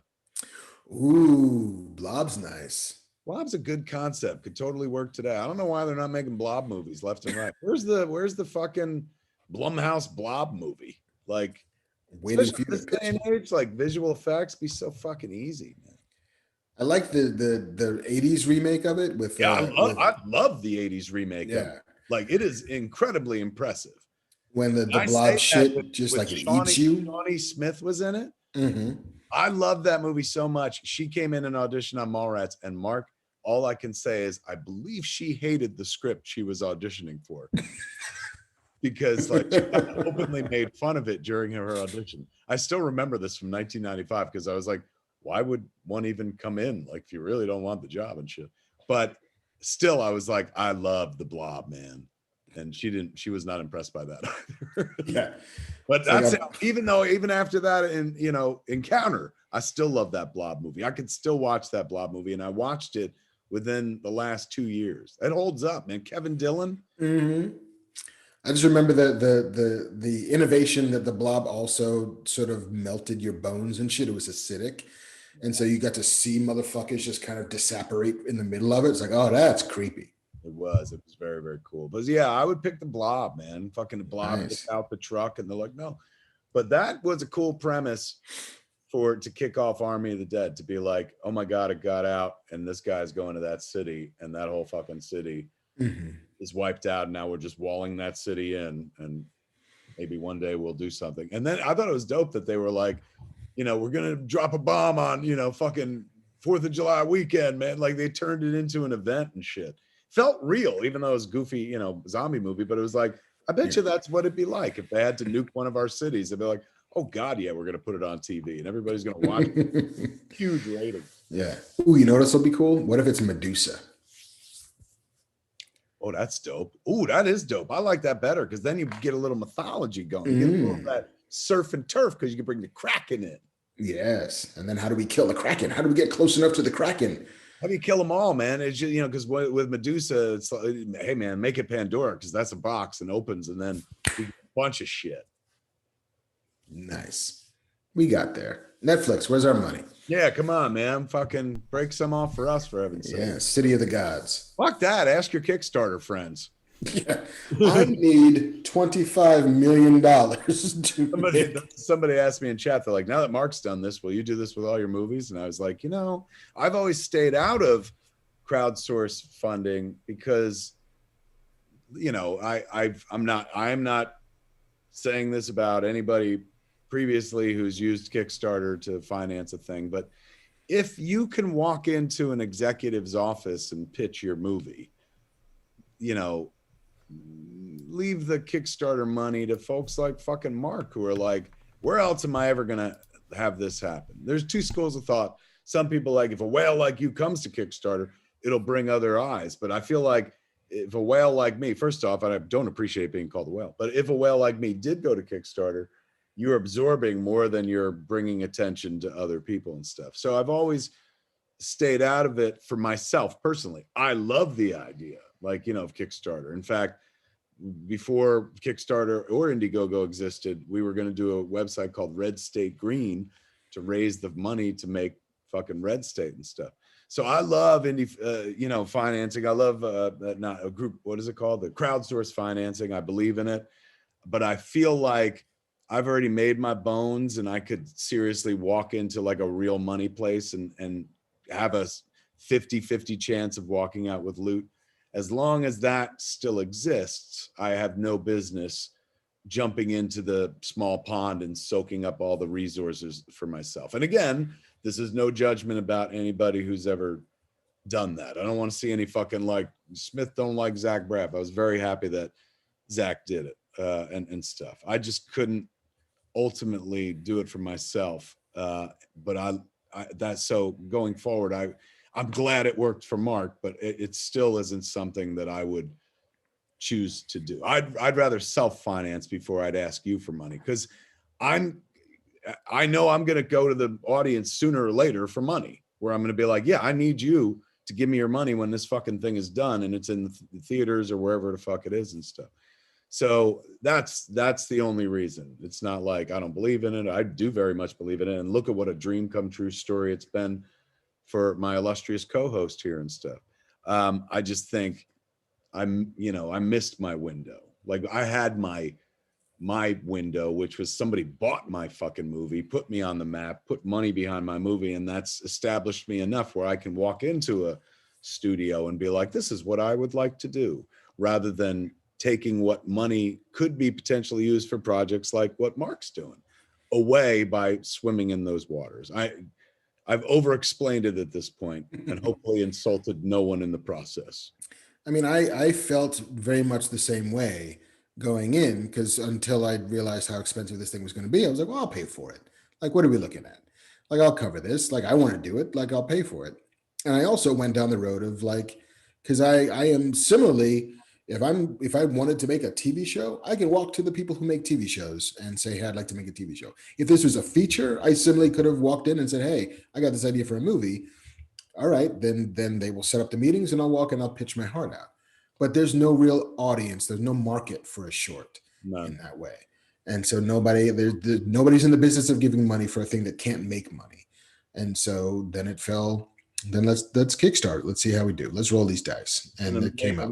What an amazing mechanism used in such a wonderful way to such great results. Like it allowed your audience to give you a fucking pat on the back and put money in your coffer so you can go fucking do the thing. It's spellbinding. Love it. So yes, I would put Medusa in the box because I think that'd be fun. I like it. Plus the Greek, world of Greek mythology. And what? That was real? Fuck yeah, it was all real. Yeah, and there's minotaurs and fucking cyclopes and Scylla and Charybdises but not in that fucking, they've always been around and now they're cops with Will Smith kind of way. Something a little more. I like yours better. It's just as plausible, but I like your approach to material better. Yeah. Although now I do kind of want to see the shitty version of just like Minotaur Cop. It was like, damn it, Will Smith. One more time and I'm bouncing you out of here on your horns. Cassie Banks just put in the chat, $88 away from $145,000 on Kickstarter, ladies and gentlemen. Be a part of the Splinter magic. Be a Splinter in Splinter. Go to Kickstarter right now and help Mark out. All right, Bamf man, come on back. Question number 2. Question. My choice for that. What do you put in the box? Bratzies, and you make yoga hosers too. I like the way you think. Why'd you wait so long to come in on that one, man? You used your help. I was struggling over there going, the blob. You're right. A little self-promotion would have been the key. Bratzies. For those that don't fucking know, here's a little backstage history. So there was no Yoga Hosers movie like the one that exists now, unless JC and I have a conversation, unless I actually borrow or steal or take, with his permission, an idea from JC. Originally, the girls in Yoga Hosers were going to go to like a summer camp because my kid was going to the summer camp program she hated. And so I was just going to base it on that. And then JC and Andrew, both of whom are responsible for our weekly show when we're in the cantina,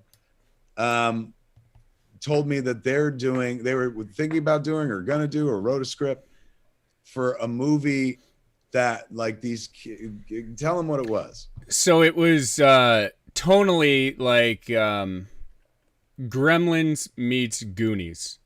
So it's 4 kids who go into the woods in Pacific Palisades one night, and they're in real life. There's actually an old Nazi camp there that was around in the early 1940s in Pacific Palisades, California. Some fucking Californians back in the day were like, well, when the Fuhrer comes to America, he's going to need a place to stay, and literally built a fucking Nazi stronghold in the Pacific Palisades. So what in real life, what happened is after Pearl Harbor, the FBI came and just ransacked the place. And then hippies took it over in the 60s and turned it into a commune. And then it burned down in a fire. But you can still hike down to it. So Andrew and I came up with this idea that there would be a hidden bunker underneath the wreckage that these kids in 1985 discover the entryway to and unleash hundreds of 12-inch tall Adolf Hitler clones into the hills of California, and they have to spend the night killing them in all sorts of creative ways, so that the Nazis don't take over the United States on the 4th of July in 1985. And I was like, oh my God, fucking, can I have that? And so at first, the Yoga Hosers was the girls CBD, the girls fighting 1-foot Hitler clones that Jason Mewes was going to play the Hitler clones, all of them. Evil Dead 2, 3 style, where Bruce Campbell was in multiple little versions, called Hitlins, like Gremlins, and that was like it for a long time. And then like one day somebody was like, he was a real guy. And I was like, I know. And then we get to kill him over and over and over again in little miniature form, people stepping on him and shit like that. And they're like, yeah, but like, like it's being mined for children's comedy. And I was like, perhaps we should rethink this. And so it became Bratzies instead. Cause I was like, I said to Bob Kurtzman, I was like, hey man, like, it can't just be fucking little Hitler. Like, it's got to be a thing. I was like, so like, he's from Germany. What do you think of when we think of German Like I think of like the Black Forest, so maybe he's got skin like a tree bark or whatever. And Kurtzman was like, well, I think of Germany, I think of fucking sausage. And I was like, oh my God. Yeah. So they became bratwursts and stuff. But it all begins with JC talking about his miniature Hitler movie. So if you were like, Yoga Hosers, what happened? If you're like, when did your career really started to go downhill with that? And I'd be like, my career started to go downhill long before that, madam. And but if you're one of those Yoga Hosers haters, see that guy right below me? I've shielded him long enough. Send him your enmity. But if you want to see my movie, I did have it budgeted, and similarly to Mark's, it came in at $35 million. So if everybody watching now donates $100,000, we can all see that movie. The thing is, like Mark, you got to pick a number where people are like, "I love you," because that's not asking me too much. Like that was a sweet spot. If you all loved me 3,000, we could have the Teenage Hitler Hunter movie. There you go. It's true. This could still happen. That's a Milton Berle shit. Like, hey everybody, why don't you sneak into your parents' wallet? As Uncle Soupy. Was it Soupy Sales? Soupy Sales did. Uncle, did they call him Uncle Soupy, or was he just Soupy's? I think it was just Soupy Sales. But yeah, reach into your parents' wallet, take $1, then mail it to me here at the Soupy Sales show in Burbank, California. That reminds me of remember the episode with Gabbo on The Simpsons? All those kids in Springfield are SOBs. That was based on like an incident where the channel was still open. Yeah. All right, Bam Man. Let's get us another. This is from My Cat Astrophy. If you could cross over any of the Motu characters with any other IP, what would you do? So you take one of the Masters of the Universe characters and you put them in another IP. I put Skeletor into the Star Wars universe for sure, man. He fucking, he's about power, technology, and magic, and that's like Darth Vader country right there. Mm. So, he's trying to escape Hordak, and he winds up in the Star Wars galaxy and teams up with Vader, tries to take Vader's spot. So you get they fight. First they're going after, fucking the good guys, but then they wind up fighting each other and shit. And then people are like, let them fight.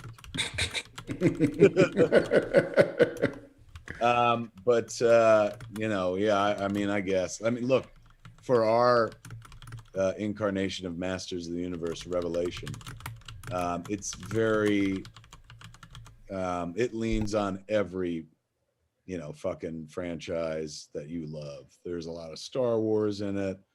And I'm talking about it in our incarnation. There's a lot of Star Wars in it. There's a lot of Lord of the Rings in it. There's a lot of Marvel movies in it, but it's all the ingredients are the chief elements of Mattel characters that you know and love and stuff.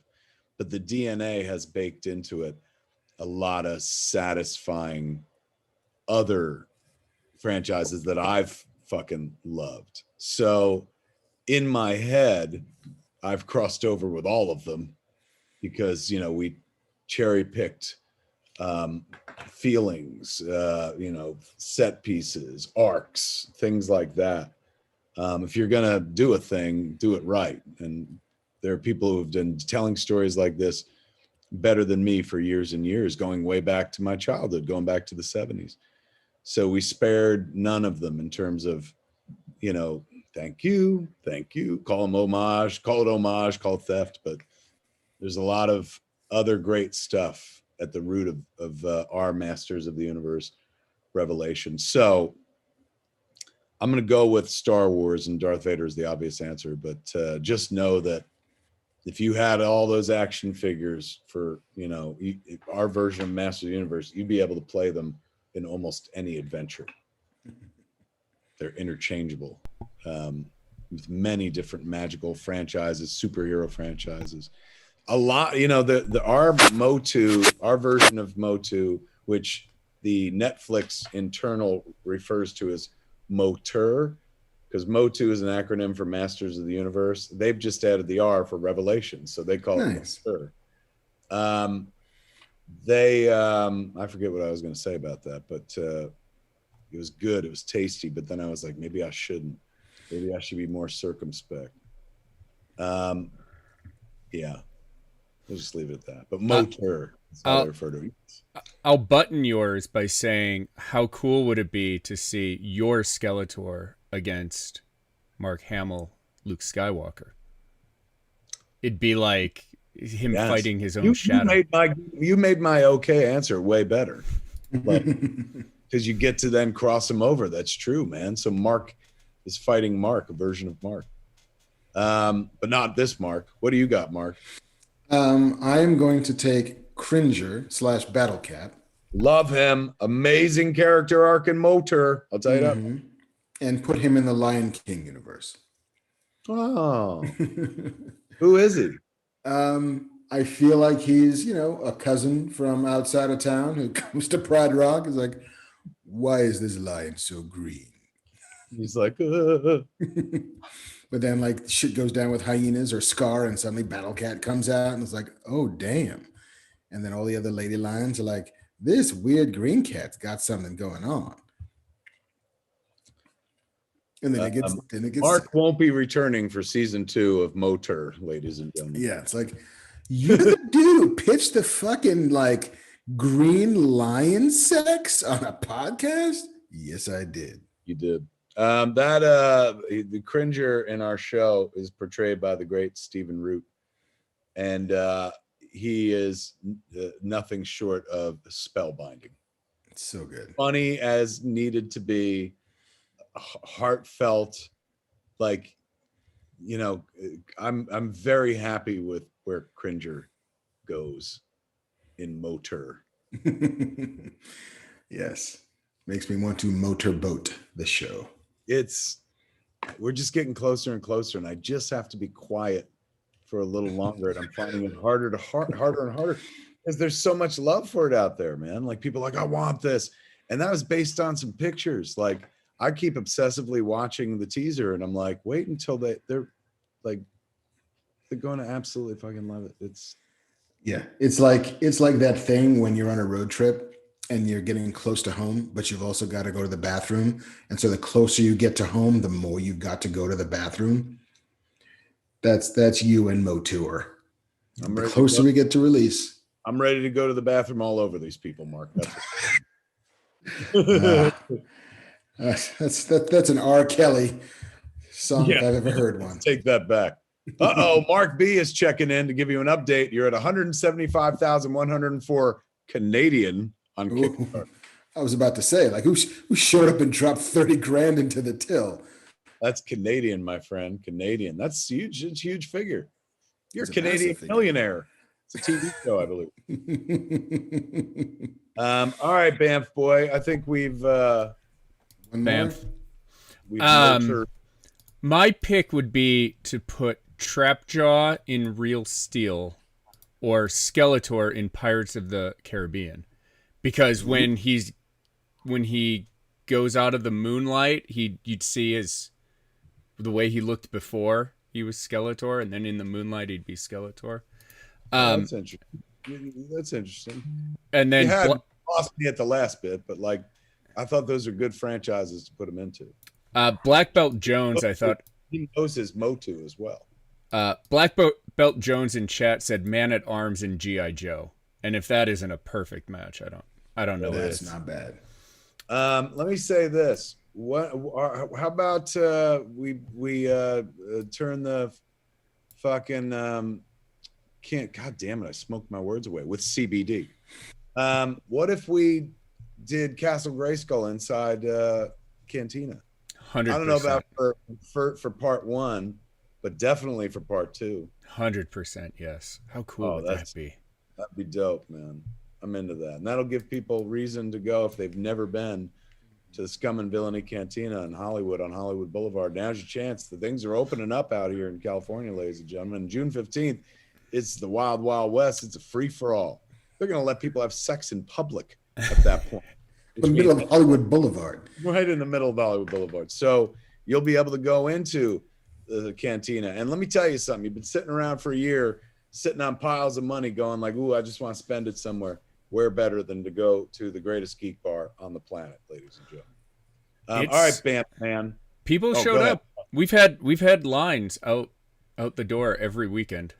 People are showing up. They missed us. Well, don't brag now. You're making the rest of us with other trying to help. Feel bad. We're not doing as well as you. Speaking of businesses, moviespopup.com, man. I'm going to be in Colorado, in Denver, on Wednesday for the grand opening, cutting the ribbon and whatnot. So if you're interested in that sort of thing and you're interested in having some movies in Colorado, moviespopup.com. And we just announced that we're going someplace else.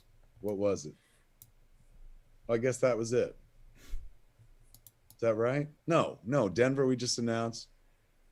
God damn it. Denver? No, Denver is already on sale. Am I crazy? Yeah, because I'm going there. But what was the thing we just announced? Am I crazy? There was another city. Let me look at my Twitter. Where'd my phone go? What the fuck? What's happening? I'm lost. And we're not even done with the show. Hold on. I got to know this because it really is bugging me. Is it Milwaukee? That's it. Thank you. It's Milwaukee.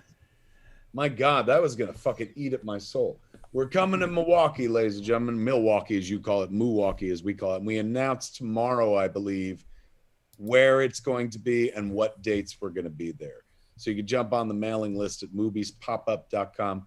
And that's also the same website you go to if you want to join us in Denver at Denver Movies, which opens on Wednesday, which I will be there to cut the ribbon at. So if you've ever wanted to take a picture with me wearing this hat, oh, you're about to have your... All right, Ben. Last question. This is a little bit of a shift from the typical, but I thought with Mark's Kickstarter is appropriate. ML asked, I was recently awarded an awesome grant to make a short. Any tips that Kevin Mark have for any aspect of production, audience engagement, or coping with imposter syndrome?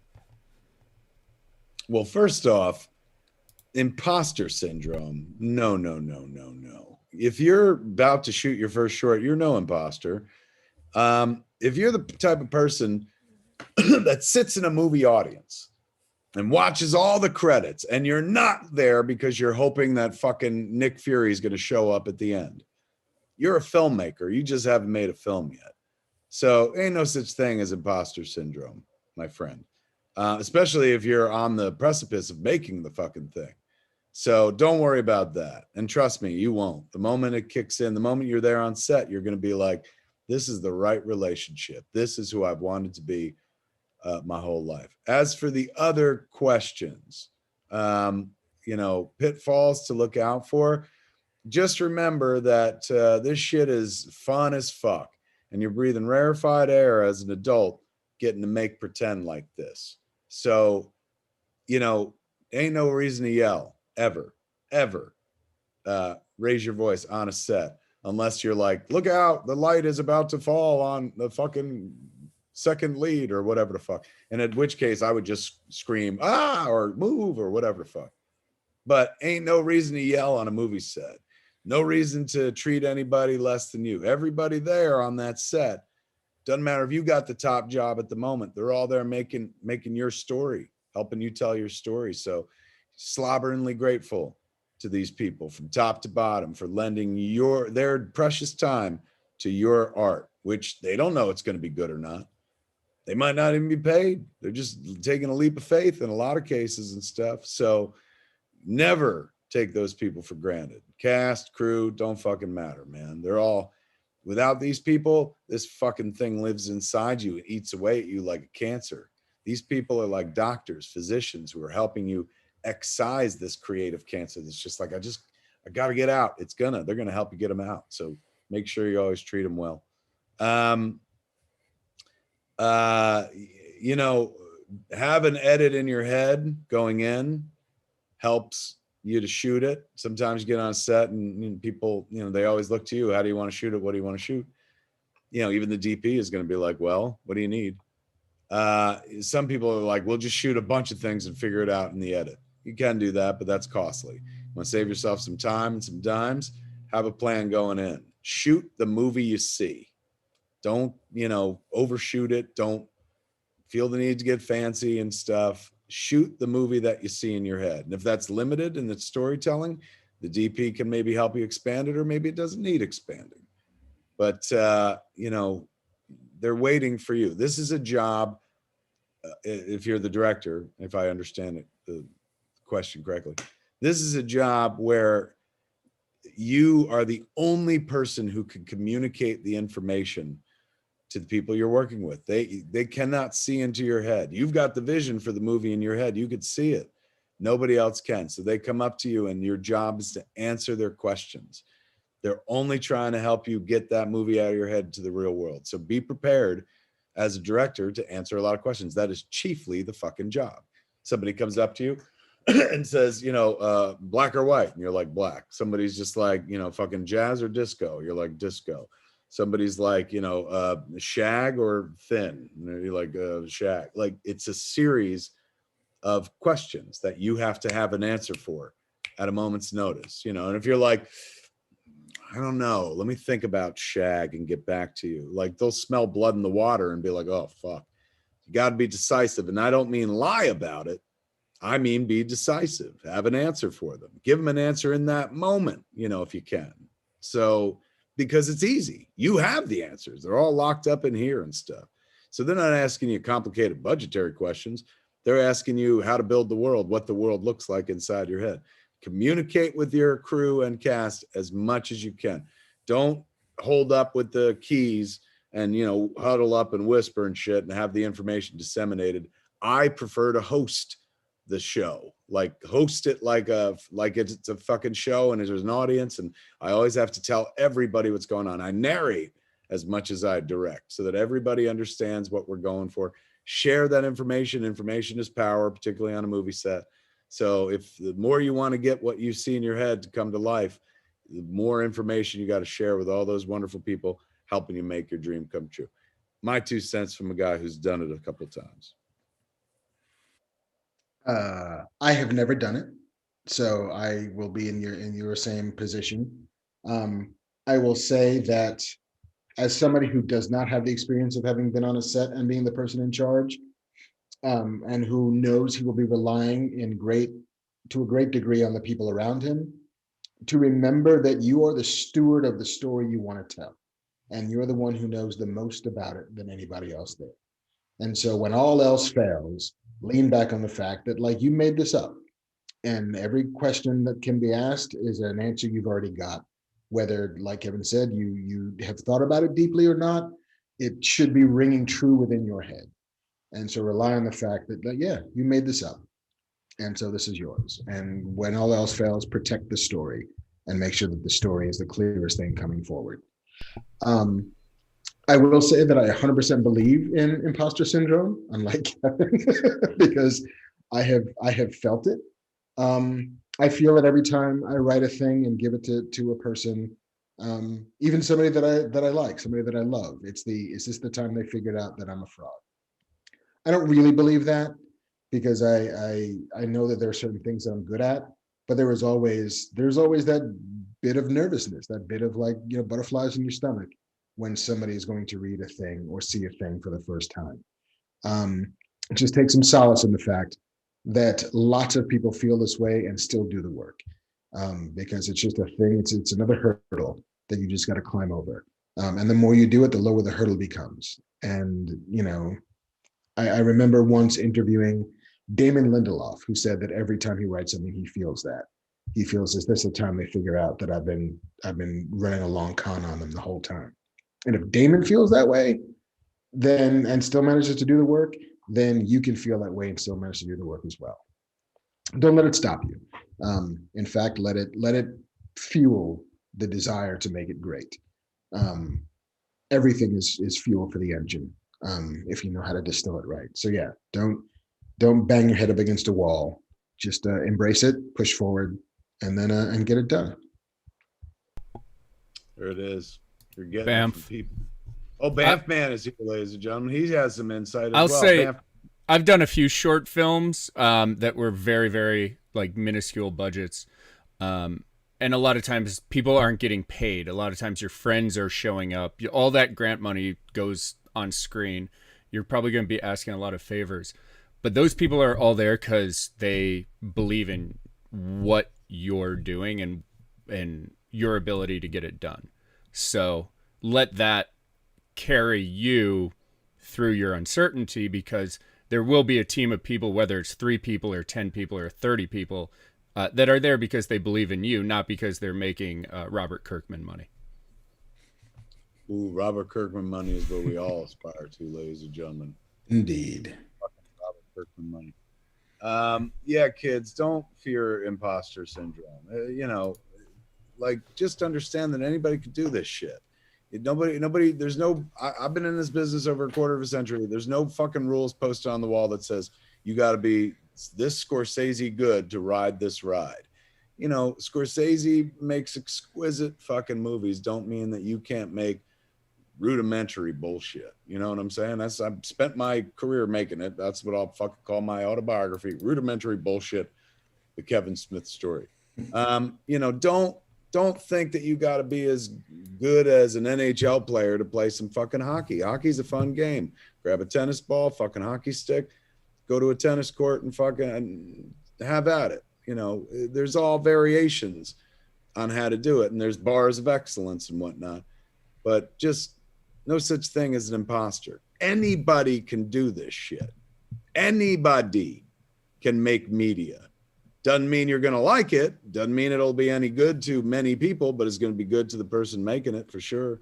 And I guarantee you, based on experience, especially as the guy who made Yoga Hosers, it's good to somebody out there. May not be good to a whole bunch of people, but it finds its audience. Water finds its level. So never feel like you're an imposter.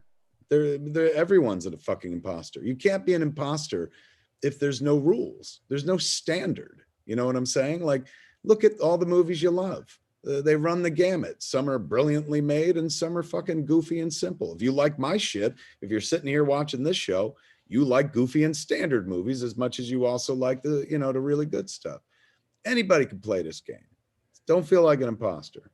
If you're doing it, if you're not doing it, that's, you're a human being. You just got negative thoughts. We all do and shit. But there's no such thing as an imposter.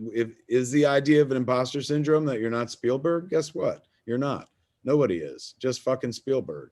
So is the idea that, like, I don't think I should be doing something like this? What? Make and pretend? You were doing it when you were a kid. When you were a child, did anybody ever say, like, this fucking kid, what an imposter? No, because make and pretend is something anybody can do.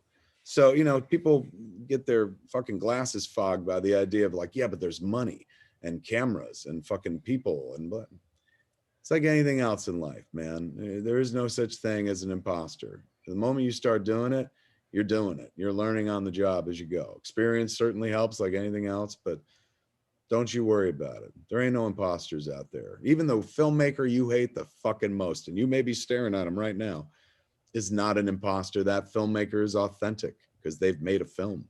And guess what? An audience somewhere found it and enjoyed it. Maybe not everybody, but some did. Ain't no imposters. Just a bunch of people trying it. We're doing it. Bamf man. Bamf. Boy, that took a where the fuck did you go? You better have been off in Gotham saving a life. Could have drove a truck through that pause. What the shit? I believe that's all of our questions, isn't it? That's all the questions for this week. There you go, man. That's a show. It is. That is a show. That's an entire show, ladies and gentlemen. Nothing but show. Ooh, Modoc. MODOK is a show that you can watch on Hulu right now. They're not a sponsor, but they sent us a bunch of free crap. You know who is a sponsor? And you got to go spend some money on the good folks, Manscaped. Did you like this show? Did you have a good time? Or you like this show jumped the shark? So did that expression. But are you shitting on the show? Do you want to cancel it, as the kids say? Then just stop spending money at Manscaped That'll make it go away. But if you love us, ladies and gentlemen, if you like what we do here, you support us, and Lord knows you did, Mark, this week to a huge financial degree. If you have any money left over, go get some of that ball stuff going. The good folks. FatMan 20. Yeah, FatMan 20 is the code. Go to manscaped.com. There's a fly flew in here. It must be summer must be coming, Mark. It must be, or it's attracted by your shorn balls. That's true, man. He's like, I smell shorn balls. Landing strips ahead. I'm attracting them like flies, literally. Don't forget, ladies and gentlemen, the Scum and Villainy Cantina is open right now. So go to the website and find out when you can go there and fucking imbibe like we used to back in the day, amongst others. I went to a restaurant this week. I went to this is gonna sound bougie, but we had some friends in from out of town, Austin's parents. So we went to the Ivy, which I hadn't been to in some time, and ate at a restaurant. That was the first time I've done that in over a year. Wow. But you know, it's like you wear your mask. Everyone, they make sure you got a fucking vaccination card and stuff. So, but it was a good experience. Don't forget, Mark Bernardin may have reached lofty goals, but hey, man, don't mean you can't still donate.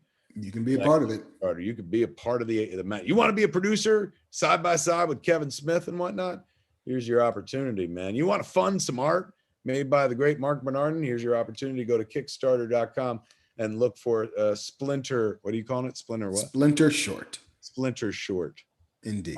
And you'll find it, and you can throw Mark a little financial love and stuff. Yes, and I will air kiss you from afar.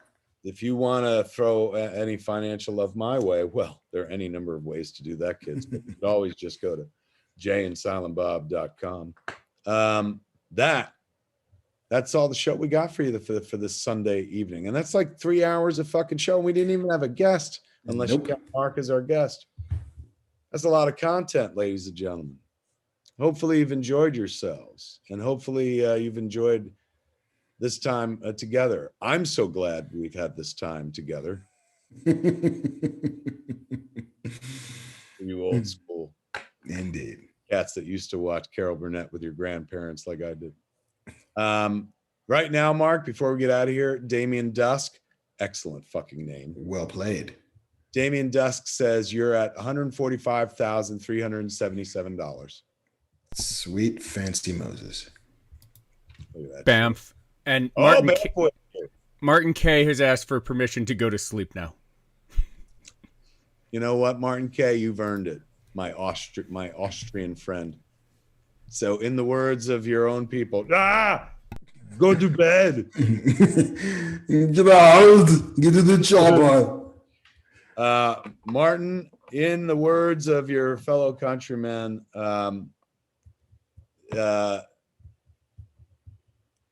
the best things in life are to defeat your enemies, see them driven before you, and hear the lamentation of the women.